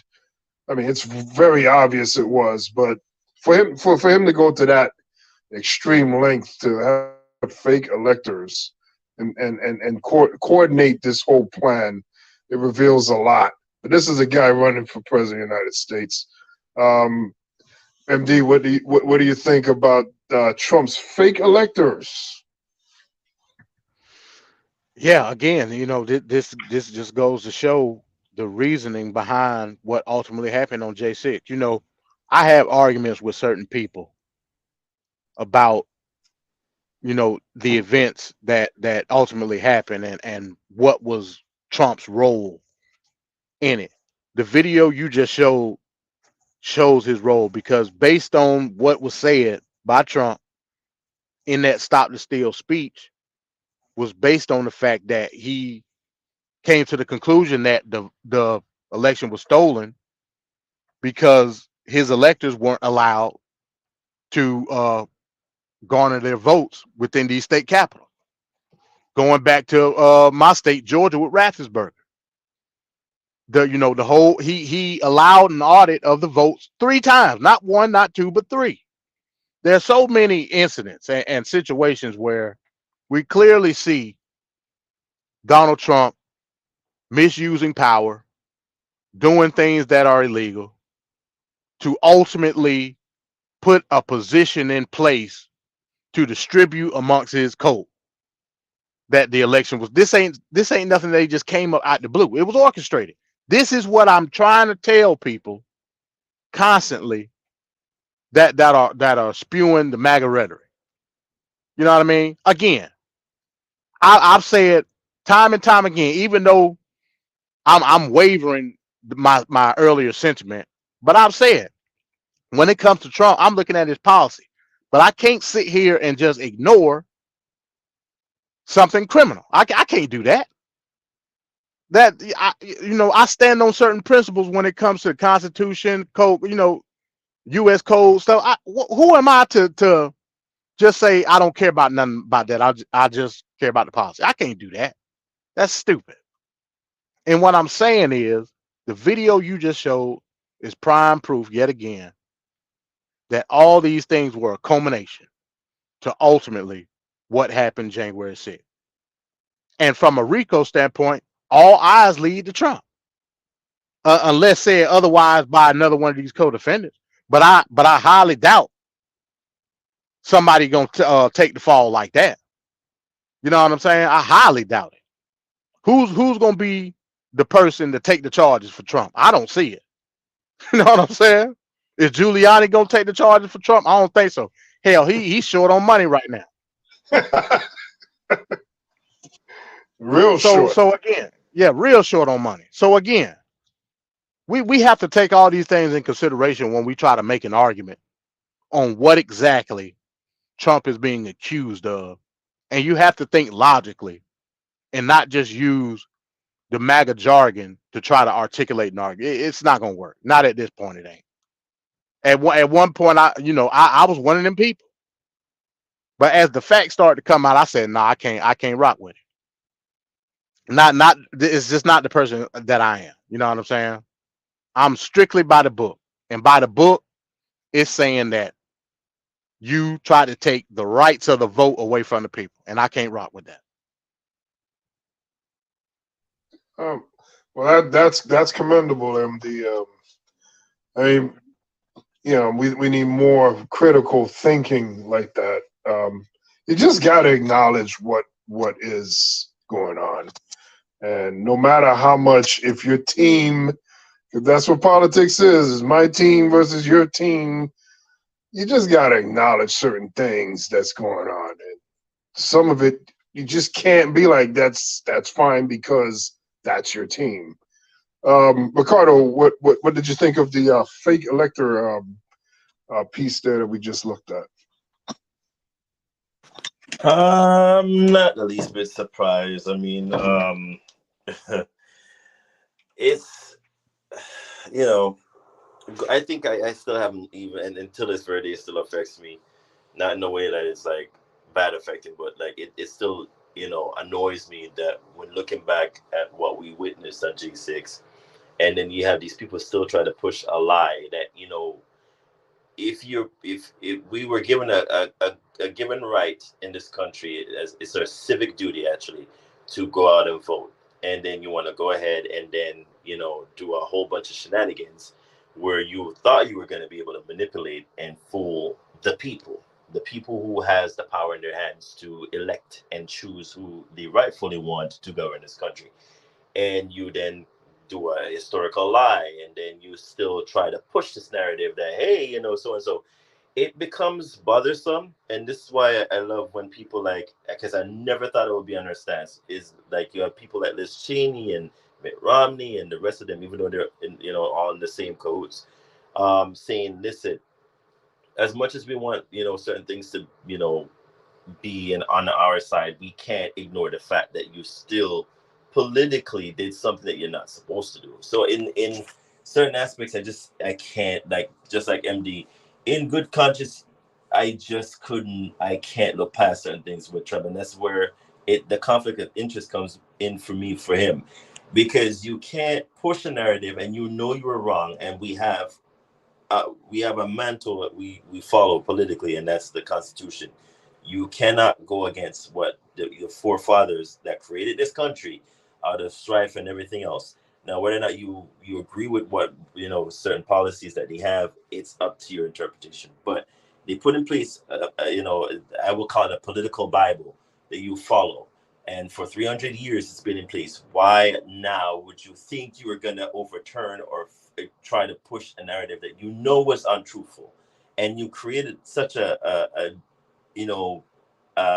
disdain so bad that the rest of the world now looks at us like, okay, so what the hell was that? Because you hear police and telling us, hey, America says you need to do this, but then in your own backyard that happened. That I don't think any other country could look past. And that's something that I think that when you hear me say I get annoyed by it, is what I keep seeing it as an image. Now that will forever be a stain on our own democracy. And I think I wish there's a day that will come that we don't have to be talking about it so much, but I doubt it, because this has been stapled right into history. And if we don't learn from this, I don't know when we're going to learn, but let's hope it never repeats itself again, because I remember how livid I was as a person who, and I speak in this every single time, that when I did my oath and stood there and I had to do all of that for my citizenship ceremony, that was the image that flashed in my mind. Like, how dare you tell me all of this that I, signed up for and all of that, to then witness that. And then it's like, what was the point of that? So is it real or is it fake? Because then now you put into question whether or not there's a democracy in this country. And then when you hear, who say, oh, on day one, I'm going to do so and so. You've been saying that, but you will never get that opportunity. Because you have people like myself that will not stand for it. I don't know who else would stand for it. You might have brainwashed a whole bunch of people, and they might be your followers, but there's a set of other people that are like, oh, hell no, no, you will not. So, let's hope that they could put it to rest at some point, but let's never forget what did occur on that day in J6 and how much it has affected the American psyche in terms of democracy-wise. And let's hope and pray it will never, ever rear its head again. Because, Lord, when I tell you I was infuriated that day, and I still am. So it weighs heavily in terms of how I vote, and I hope to God, pray to God, when people go into that booth to vote in 2024, they remember all of that transpired from then, and how it's trickled down to now, and how it can occur again. Hopefully it doesn't, and how certain people should not be elected because of that. And I will leave it at that. Yeah. Just think about the idiocy of it all, right? Everybody knows that each state has a certain amount of electoral votes. Everybody know that. In the report, they said basically it's only ceremonial when these people come in with a letter of approval as far as the electors, right? For you to bring in fake electors, just think about it. For a ceremonial summit in each state house, Mm-hmm. and then turn around and have or attempt to have Mike Pence relay that in the confirmation based on something that's fake already. Like what are you doing at the end of the day? Yep. You really don't even need to have the electoral meeting in the first place because we already know how many electors it is. We don't, you know what I'm saying? It's crazy to me. It's beyond idiocy. It's called desperation. Yeah, it was desperation. That's pretty much what it was. That's the correct term that I wanted to have related. It was desperation, and the fact that the vice president was like, "Oh, hell to the no, you will not." Like, I know I would still love to be in the vice president chair, but that's not what happened here, and it's not. I cannot, on good political conscience, go to these people and say, "Hey, you know, this is how this is the turnout. This is not correct." And I think that's why, to MD's point earlier, where you're saying that he has to pick an opponent that will agree with his rhetoric. You can't. There's no way. Now when I look at it, there's no way Nikki Haley is going to work because you remember. I'm not sure how big the fallout was the last time, but you can't, like, if people are telling you, sir, call off, like, you need to call these people out, like, tell them not to go to the steps and go to the Capitol, and you stood there and you did all that, and then you have these people now talking about, oh, the electoral and blah blah blah. It defeats the purpose of why we have a democracy. So if you want all of that, go to another country that you could be a dictator and all that, but not this country. We're not going to stand. I'm sorry, I'm not. And for all those MAGA people that still don't believe that this was, I mean, which delusional world are you in? Like, they literally, it's not, the election is not a lie. These people went out and voted. You cannot overturn something that's been there, and the votes have been counted relentlessly, and you still don't believe that? You still believe him? It's beyond crazy to me. Like, I just don't understand what is it that is that what's the cloud of judgment here that they're following, because I'm baffled. Every time they recounted, Joe Biden won by more votes. I think that's that's what it was. That it's just that people can't believe Joe Biden got that much vote. But the reason why people turned out so much is because people have had enough of the nonsense that we kept seeing, and people went out and voted for Joe. So whether or not they're going to do it again this time, we don't know. But that time in 2020, we came out in droves to make a point be known, and it was Joe Biden that we selected at the end of the day. Get over it. It's happened. It's not going to be overturned. I just don't understand why this is not sticking in some people's brain. It's crazy to me. It's nuts. And remember, Trump told the MAGA fanatics that Mike Pence failed to do the right thing. And they was out for his head. They was going to kill Mike Pence if they would have got to him. They was going to kill him. Yeah. I absolutely agree. It would have killed him. Absolutely. Yep. All right. So we've come down to the end of the show. So we'll go ahead and give our final sign off for the evening. And we'll start with Ricardo. So yeah, this is the first T-Fist politics that we didn't talk about the Middle East, which is surprising to me, considering what happened this week. So I guess we'll touch on it a little bit next week. But 18,000. The number is 18,000 now. Over 18,000. That's a crazy uptick, to be honest. And I that's ridiculous. It's crazy the amount of rhetoric that I'm hearing now, where if you talk about certain things, it's anti-Semitic and all this. I don't know where to go with that, but again, I caution the use of censorship here. You cannot tell people one thing and then do the opposite. It just won't work. But I wanted to bring up one political point, is that Joe, the rest of the world, in terms, I don't know why we have a United Nations if the U.S. is not going to follow it. They all came up with a ceasefire, stance, and guess who said no? Joe said, good old US of A. He said we're gonna stick with Israel. Mind you, the rest of the countries, there's 192 countries in this world, and a certain amount came up together to the United Nations and said we're asking for a ceasefire. It's this bad. And Joe said, nope, I'm not gonna side with you guys. I'm gonna side with what Israel wants. That now to me tells me, Joe, you ain't definitely not getting my vote, because if the rest of the world is telling you this is how it's supposed to be and you're not listening, something cognitively is not right with you, or you're just being stubborn, and that's not a good stance for you to be on. So count me out for my vote. I would just stick to the local election to call it a day. But again, we still need to put pressure here. It's not a good look, US. It's not a good look. The atrocities is getting bad to worse. I see a number of things on a daily basis online that you can't ignore anymore. And the rest of the world is beginning to wake up to see it. And I don't know how long the advisors are going to sit there and allow Joe to get away with this. He's going to have to make a stance, and he's going to have to call for the ceasefire, because it's that bad. It's really, really a horrible thing to watch and witness. But this is, like, again, this was one of the weeks we didn't touch on it. Maybe we needed a break from it, but yeah, I mean, people still do your research, still, know your stance on certain things. Do not get manipulated by the media. There's certain things that now we as the people have to now put our foot down on, and the media is going to use certain rhetoric. Don't fall for the propaganda. Do your research, know what you're talking about, know what you're doing. There's a lot of things that are going to trickle down. Just, again, know what you're doing in terms of research wise, and go from there. And that's my stance. Great show, guys. Look forward to next week. All right, MD, final sign off.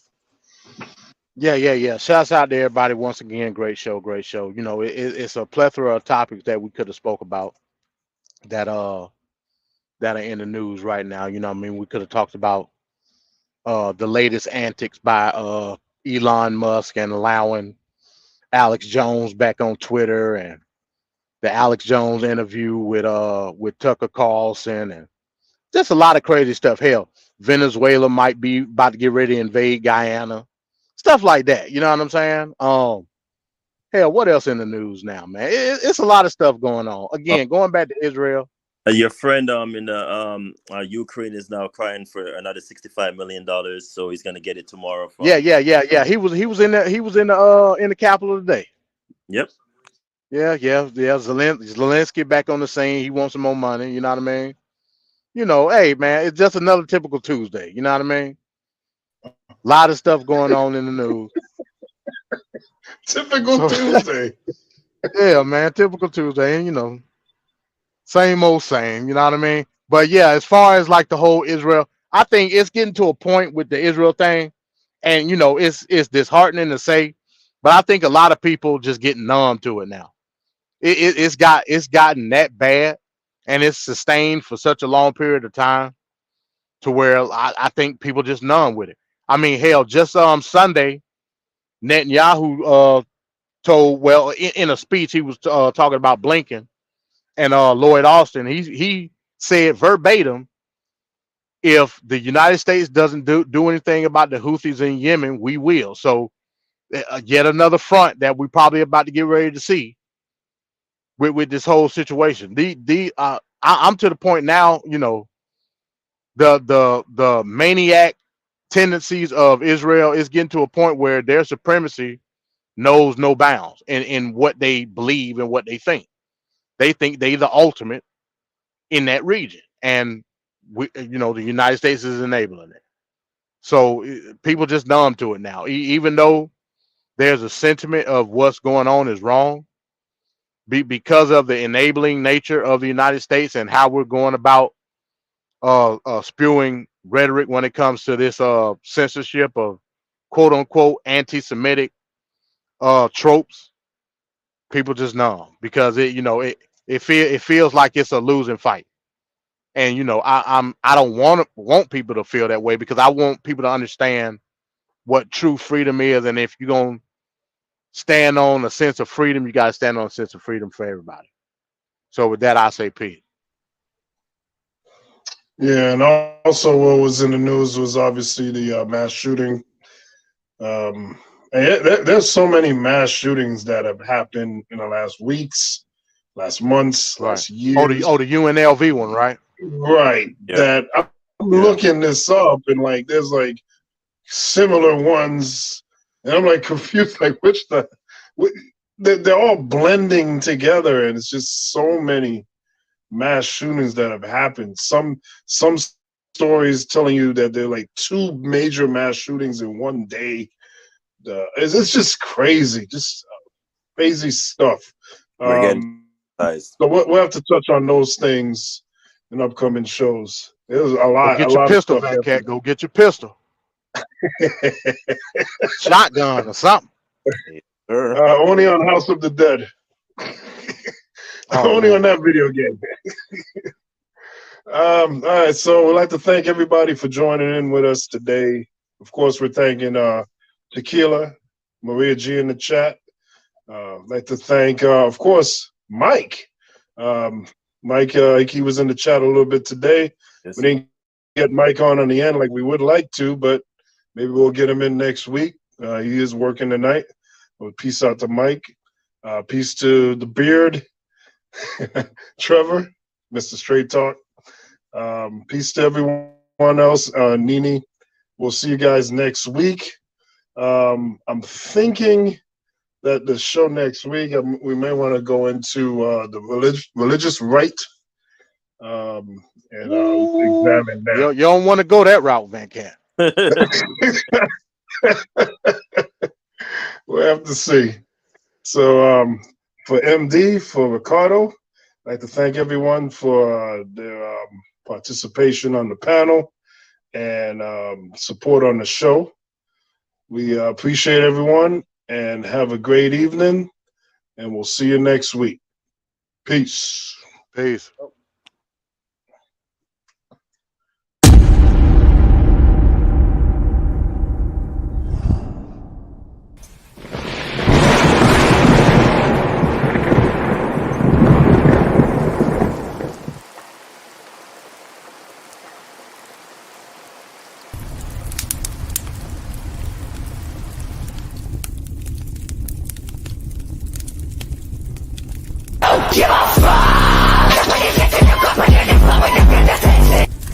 She just said a terrible thing.